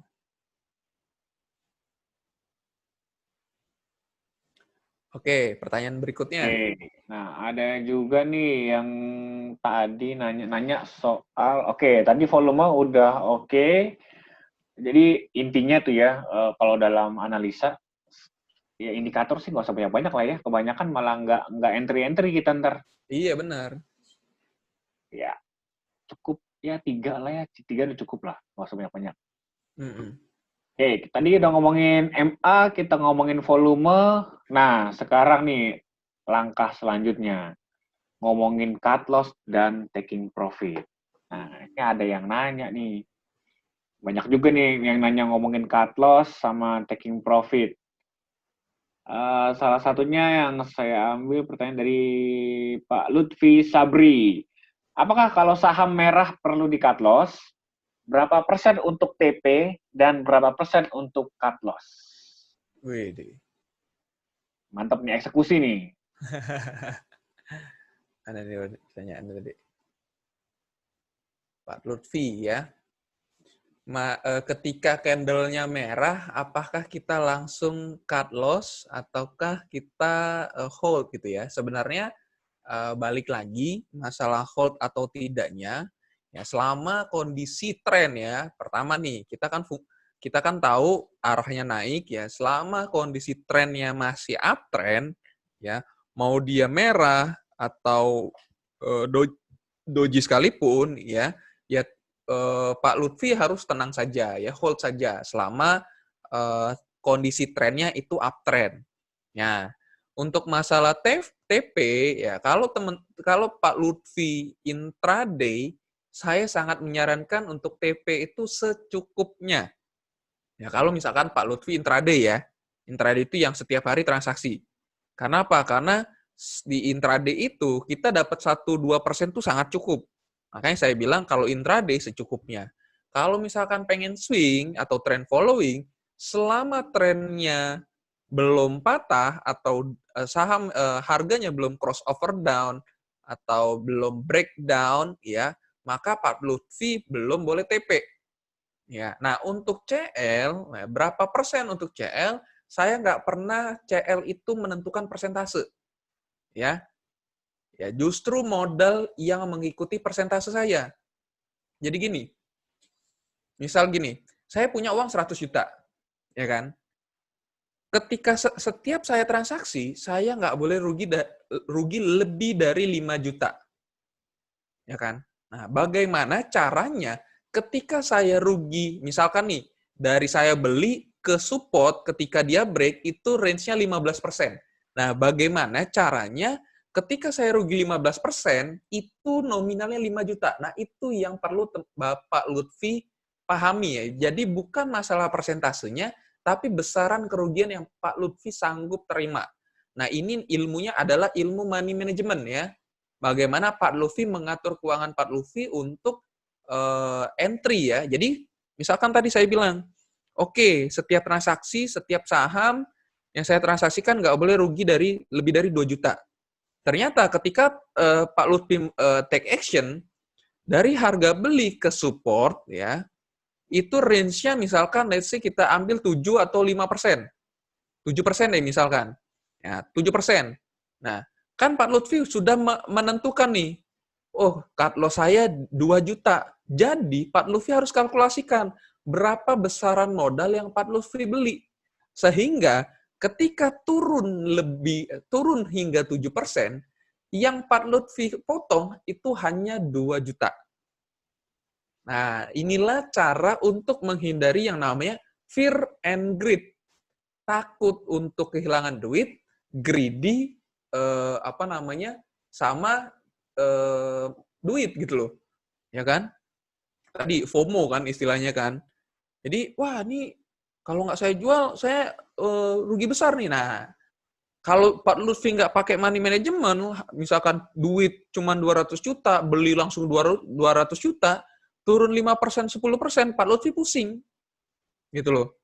Sedangkan misal Pak Lutfi gajinya 20 juta, ya kan? Gaji 20 juta, main saham 200 juta, rugi 10%, ya kan? Langsung hilang 20 juta kan stres. Masya Allah, saya transaksi satu hari, rugi langsung 20 juta, satu bulan transaksi, kan stres. Tapi kalau Pak Lutfi menggunakan money management, oke deh, modal saya 200 juta. Pokoknya saya rugi tuh nggak boleh dari 10% modal, 10% gaji saya gaji 20 juta, berarti 2 juta. Ya udah, ketika dia turun 10%, maka kerugian saya nggak boleh lebih dari 2 juta. Itu berarti apa? Berarti ketika Pak Lutfi beli, modalnya nggak boleh banyak. Nah, itu. Ya. Makanya tekniknya tetap, ya, jadi jangan merubah teknik. Misalkan Pak Lutfi buy on breakout pakai MA. Jualnya pakai stop loss, wah 5% jual, nggak boleh. Itu namanya nggak disiplin. Ya, kalau Pak Lutfi mau transaksi di saham, itu harus disiplin.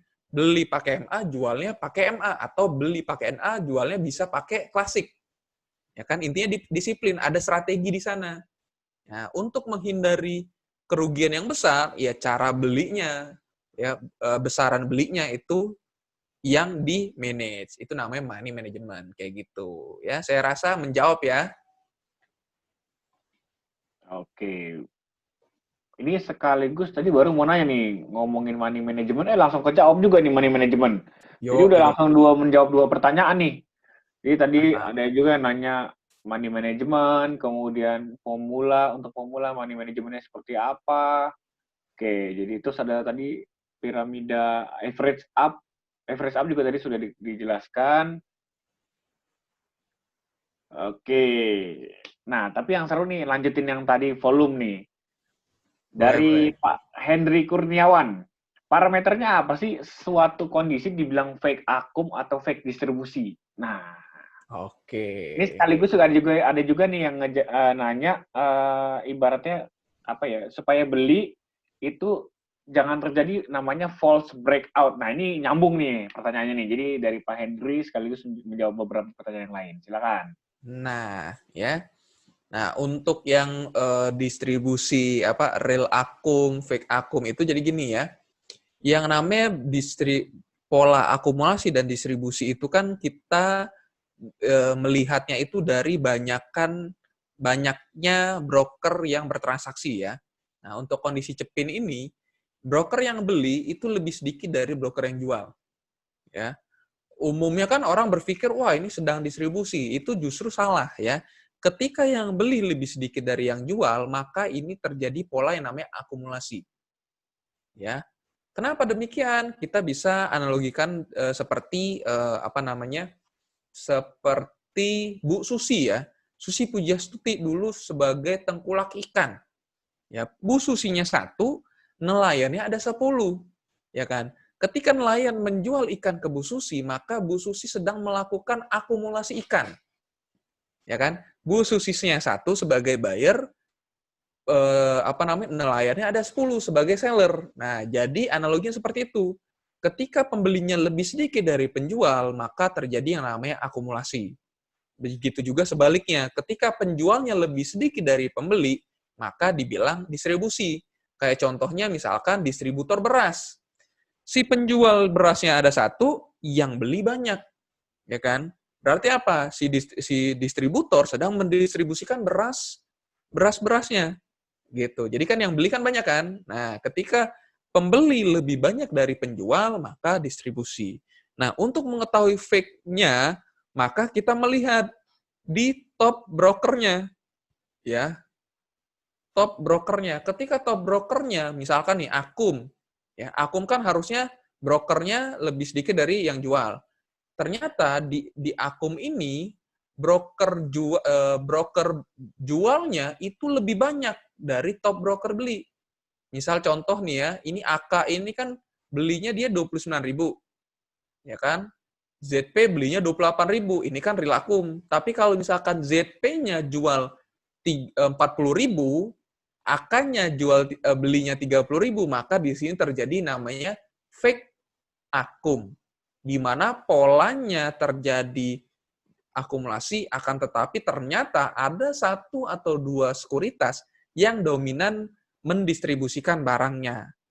Ya, jadi itu yang disebut fake akum. Fake distribusi juga kurang lebih seperti itu. Nah, untuk menghindari yang namanya false, ya, teman-teman ada istilah namanya rule of three ya.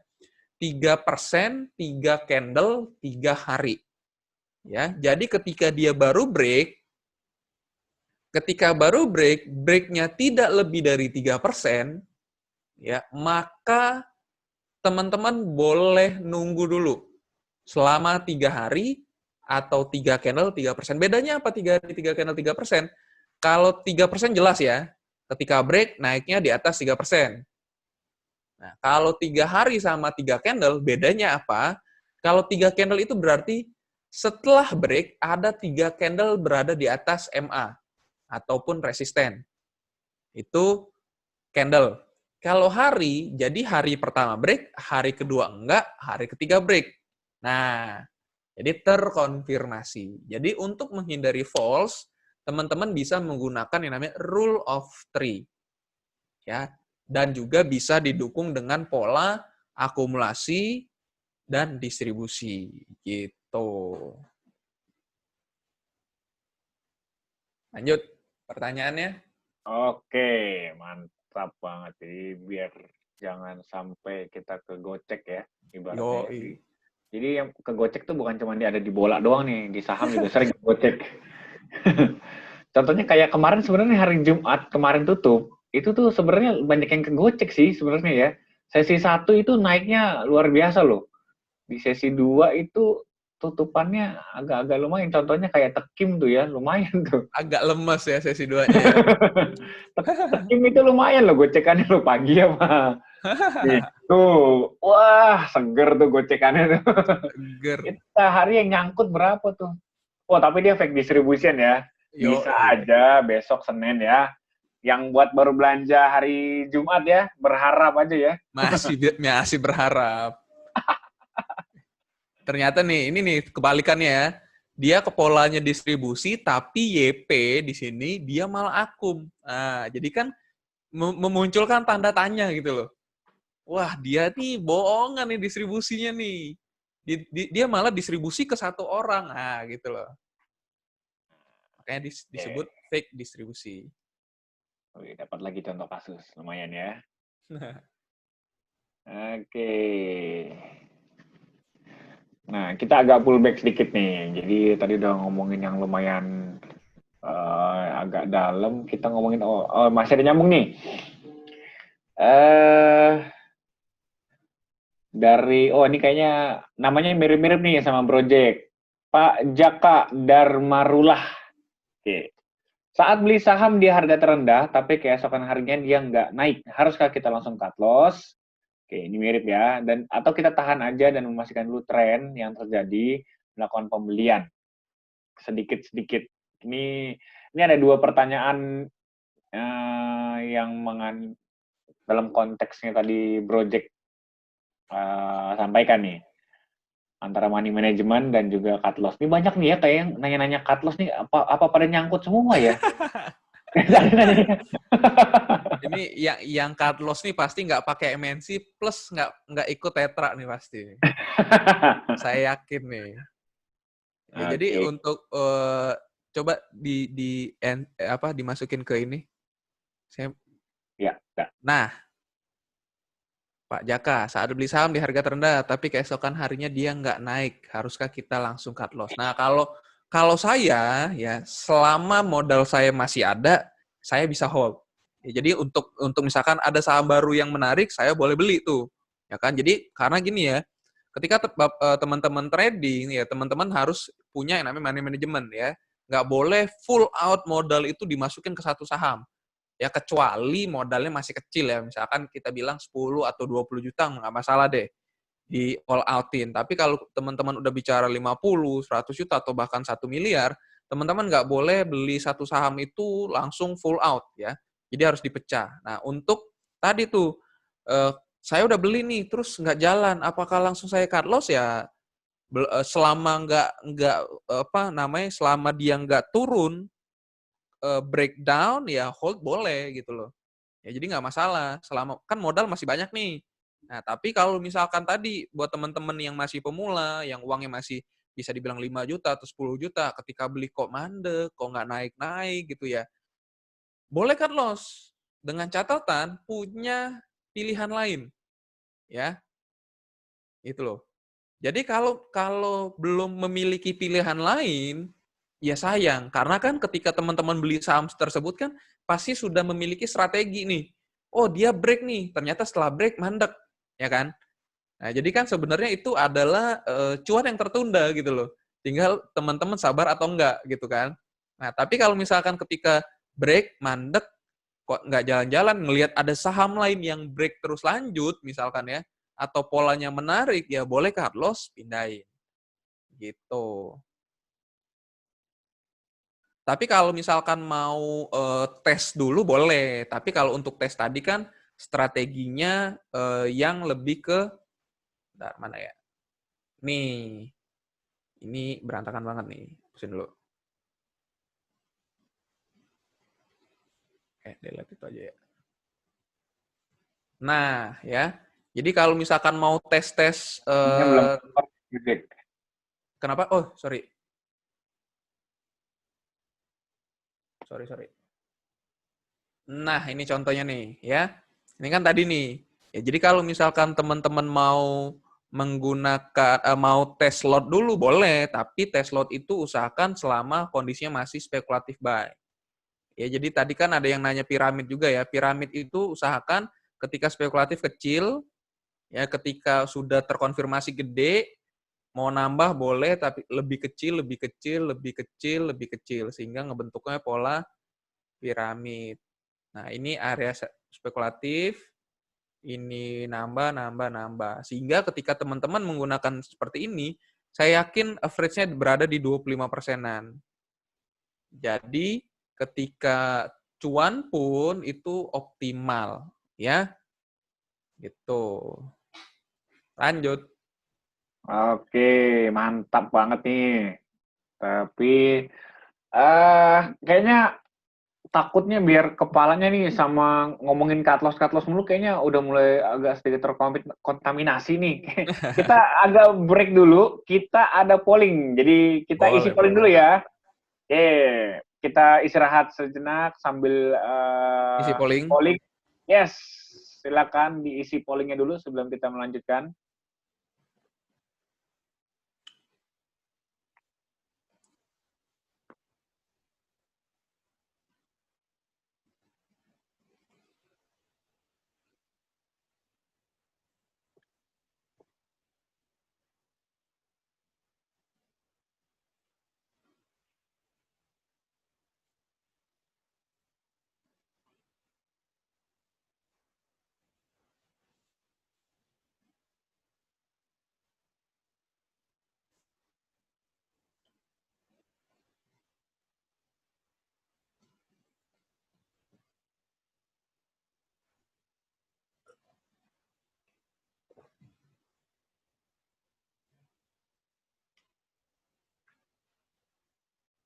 Oke, udah ada beberapa yang isi.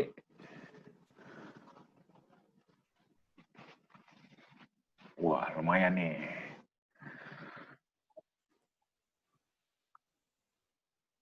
Oke, yang bener juga lumayan banyak. Wah, mantap nih kalau yang bener banyak nih. Seneng nih kayaknya nih kalau yang bener banyak nih. Oke, nanti oh ya, saya juga mau ingatin untuk pemenang itu kita akan hubungi via email. Jadi emailnya yang mana sih yang akan dikirimkan untuk pengumuman itu adalah email yang didaftarkan waktu Bapak Ibu daftar masuk ke Zoom. Jadi kan pas mau masuk ke Zoom tuh daftarin email tuh ya. Nah, email itu nanti yang kita akan kirimkan ya. Jadi diceknya ke email yang ada didaftarkan di Zoom. Hari Senin lah ya, hari Senin siang, sesi 2 kita udah umumkan pemenangnya. Dan pengumuman pemenangnya itu kita umumkan juga di Instagram Story. Jadi silakan follow juga Instagramnya MNC Sekuritas. Jadi kalau misalnya belum dapat email, mungkin salah email atau kesalahan pengetikan, nanti dicek juga. Kita akan posting nama pemenangnya itu di Instagram Story. nama yang kita pakai itu nama yang, jadi kemarin ada kasus begini nih Bapak Ibu. Jadi ada yang namanya itu untuk mendaftarkan di Zoom-nya ini pakai nama alias. Jadi kita kita kirim bahwa dia menang, tapi dia kaget kok dia menang gitu. Padahal namanya bukan nama itu, ternyata namanya alias. Jadi dia nggak ngeh gitu loh. Jadi kita pakainya tuh nama nama yang ada di Zoom, kita daftarkan di Zoom.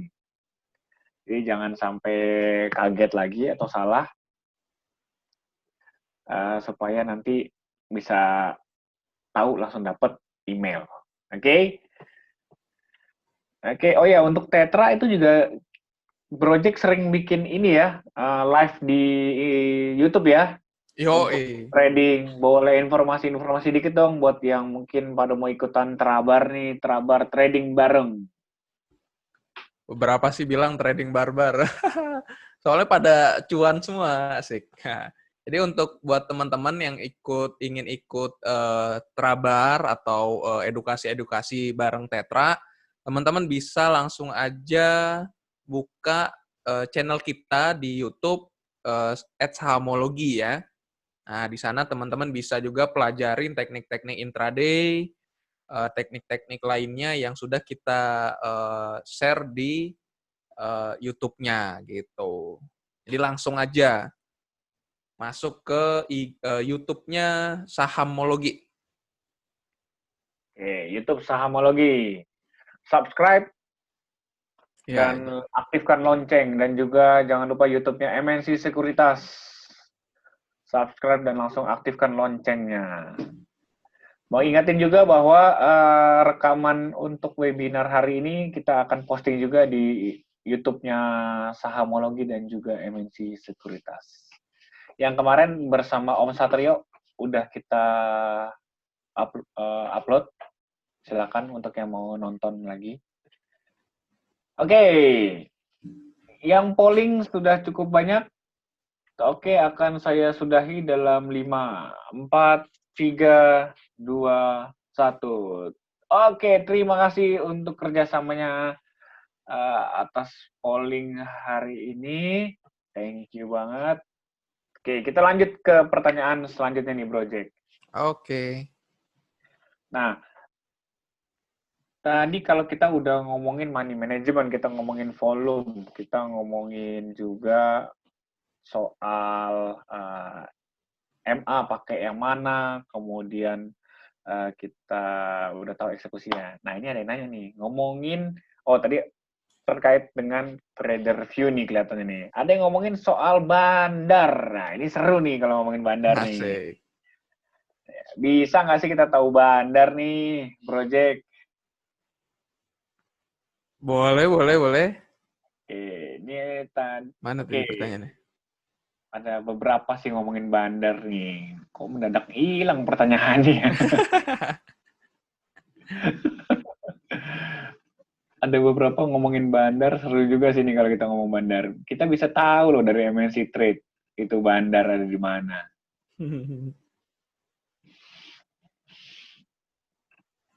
Boleh langsung dijawab dulu, Project, ntar sambil Oke, jadi saya gini cari ya. nih. Sebenarnya di Indonesia ataupun dimanapun itu ya, bandar itu tetap ada ya, karena memang pasar itu tidak akan efisien karena kalau tidak ada mereka. Jadi ketika teman-teman lihat bid offer yang ada ya, itu untuk kondisi saat ini 60 hingga 70% itu yang ngisi itu adalah si bandar. Ya. Jadi apa sih yang dilakuin bandar? Dia tuh ada 3 ya. Pertama, dia yang ngisi bid offer. Kedua, dia yang ngebentuk harga. Ketiga, dialah yang ngebentuk berita. Ya. Jadi jangan heran kok Project kenapa sih sahamnya naik, ujungnya ada berita kayak Tekim kan? Naik 3 hari, diem-diem, terus baru muncul beritanya. Oh, Tekim apa namanya cetak laba selisih kurs. Nah, kenapa sih beritanya telat, Project? Nah, ya jadi itulah yang memang dilakukan oleh bandar ya. Jadi sebenarnya teman-teman nggak perlu apa ya, nggak perlu takut sama si bandar ini karena memang pada dasarnya bandar itu baik ya. Kalau teman-teman perhatiin, ketika teman-teman telat cut loss pun itu pasti akan dikasih kesempatan untuk yang namanya SOS, sell on strength ya, jual jual ketika nggak rugi-rugi banget ya. Kenapa? Karena pada dasarnya saham itu bergerak tadi tuh membentuk puncak dan lembah. Ya kalau dia turun, dia pasti tetap membentuk puncak walaupun puncaknya tidak lebih tinggi dari puncak sebelumnya. Nah, kuncinya itu ya. Nah, siapa sih yang ngebentuk pola-pola tersebut? Ya si bandar. Kalau di Tetra sih kita sering bilang tuh namanya itu market mover ya, atau market sponsor. Karena mereka lah yang mensponsori cuannya kita gitu loh. Ya jadi teman-teman sebenarnya nggak perlu takut. Ya tinggal teman-teman harus tahu nih, oh saham ini bandarnya dominan. Oh saham ini yang ngebandarin ramean gitu loh. Kalau kita bicara saham IDX 80 atau bahkan JII yang isinya cuma 30 gitu kan. Nah, itu jelas bandarnya sih nggak terlalu dominan ya. Banyak. Tapi kalau kita bicara saham gorengan, nah itu udah jelas bandarnya dominan. Sehingga apa? Sehingga ketika mereka tahu, oh ada yang beli banyak nih. Kalau dia nggak turunin sahamnya, si bandar nggak cuan. Gitu. Makanya ya, berhati-hatilah dengan saham yang bandarnya dominan. Tapi bisa nggak cuan? Bisa, asal teman-teman nggak ganggu kerjaan mereka. Gitu.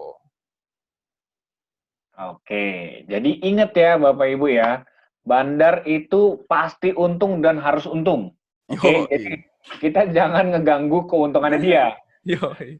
Jadi, nah makanya tadi Project di awal tuh ngomong, volume itu penting. Kenapa? Jadi misalnya nih, ada saham yang volumenya let's say ya 500.000. Atau 500.000 masih oke. Ada yang volumenya di bawah 100.000 lah, let's say 50.000 gitu ya, kecil banget. Tapi harganya naik terus. Sering tuh ya kita lihat ya kayak gitu ya. Nah, saham-saham kayak begitu, kalau Bapak Ibu hajar nih pakai modal, wah ini lagi naik nih, Bapak Ibu hajar 100 juta gitu ya. Udah deh, itu pasti habis punya deh sama bandar. Itu nggak akan tolong lah. Jadi lihat-lihat juga kalau mau masuk ke saham. Kalau volumenya tipis, jangan dimas hajar gede-gede. Ketahuan bandar dihancurin. Iya. Nggak bisa keluar ntar. Itu goceknya gocek-gocek parah banget. Makanya kalau misalkan teman-teman ikut Trabar Tetra, itu kita nggak pernah ngehajar saham-saham yang kecil-kecil. Kita biasanya kayak kemarin tuh, terakhir Trabar itu kita ngehajarnya saham HMSP dan Cepin. Nah, itu resiko dihajar bandar tuh kecil. Ya, tapi kalau misalkan kita bicara apa ya, saham yang kecil, ya apalah gitu ya, harganya di bawah GoPay ya rata-rata. Real. Wah, itu udah teman-teman masuk kayak 200 juta, udah habis. Itu 200 juta langsung diantepin di gocap, nggak selesai-selesai. Jangan terlalu inilah. Ya, jadi kita trading boleh lah, tapi kita harus pilih-pilih ya Bapak Ibu ya. Jangan terlalu gegabah juga dalam masuk ke sebuah market ya, ke sebuah saham. Nah, ini tadi yang ngomong bandarmologi ketemu nih Project dari Pak Mulyadi. Oke. Sejauh mana pengaruh bandarmologi terhadap saham mau naik dan turun? Gimana cara mengetahui kalau saham itu ada bandarnya? Oke. Dia pengen tahu nih saham ini ada bandarnya nggak? Sebenarnya sih kalau masalah kita tahu saham ini ada bandarnya atau tidak ya itu balik lagi ke jam terbang sih ya. Karena memang kalau kita kayak tadi tuh si Thomas bilang saham real. Nah, sebenarnya kan itu kan ketika Bapak Ibu sering bercengkrama dengan para trader atau para investor ya, nanti bakal dapat lah isu-isu oh saham ini bandarnya dominan, oh saham ini yang ngebandarin ramean. Ramean tuh dalam arti gini ya, saham ini sudah dimiliki oleh banyak fund manager. Nah itu yang ngebandarin ramean. Kayak contoh nih Telkom. Telkom kan kalau Bapak Ibu lihat fund manager, lihat apa sih istilahnya, apa sih lembar kerja mereka, pasti ada muncul Telkom. Nanti ini muncul Telkom, nanti ini muncul Telkom. Nah itu berarti sahamnya tuh sudah dominan tuh, sudah rame tuh bandarnya. Tapi kalau misalkan saham yang kalau lagi sideways atau nggak turun dia volume kecil. Tapi pas naik volumenya gede banget. Nah itu sudah pasti bandarnya dominan. Nah masalah seberapa pengaruh sih bandarmologi ini terhadap saham? naik turun ya sangat berpengaruh. Kenapa? Karena yang mampu menaikkan saham itu hanya bandar ya. Di Indonesia itu kalau tidak salah komposisi komposisi retail terhadap sisanya itu retail tuh hanya berapa? 15%. Ya, jadi ibarat nih kayak kita nih, di jumlah-jumlah itu 15% doang.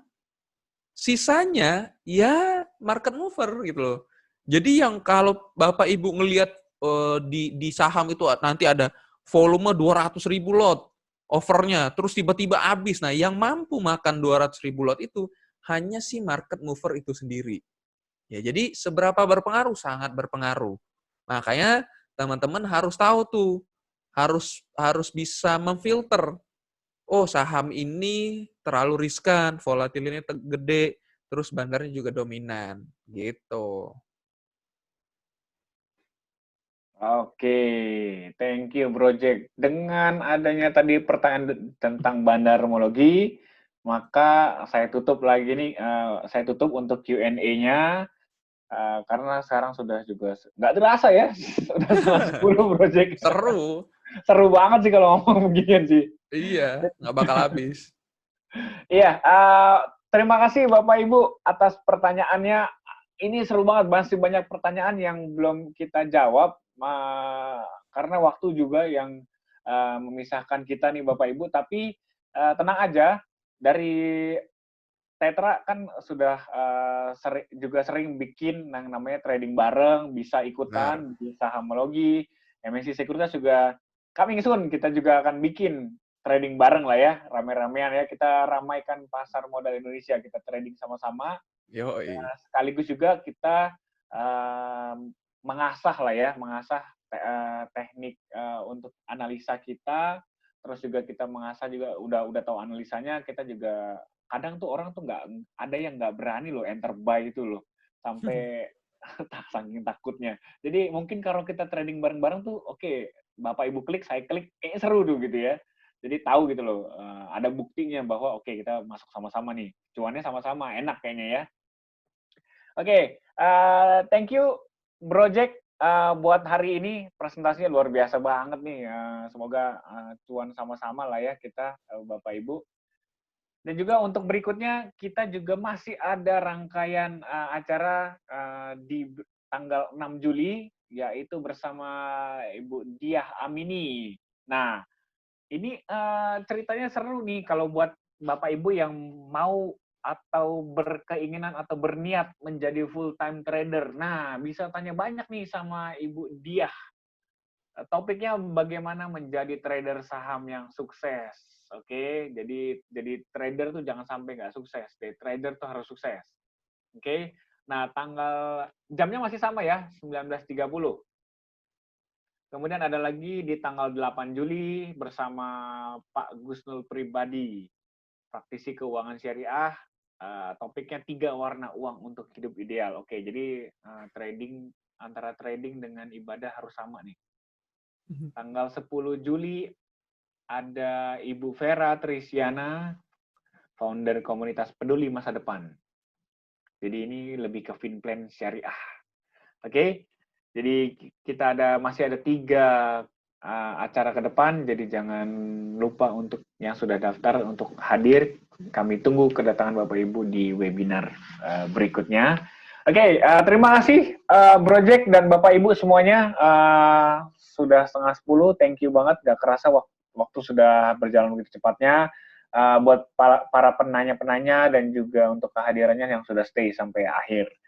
Oke, terima kasih. Akhir kata dari saya, mohon maaf apabila ada salah-salah kata yang saya sebutkan selama acara ini. Sampai ketemu lagi Bapak Ibu di seminar-seminar yang sudah kita jalankan berikutnya. Oke, terima kasih dan selamat beristirahat.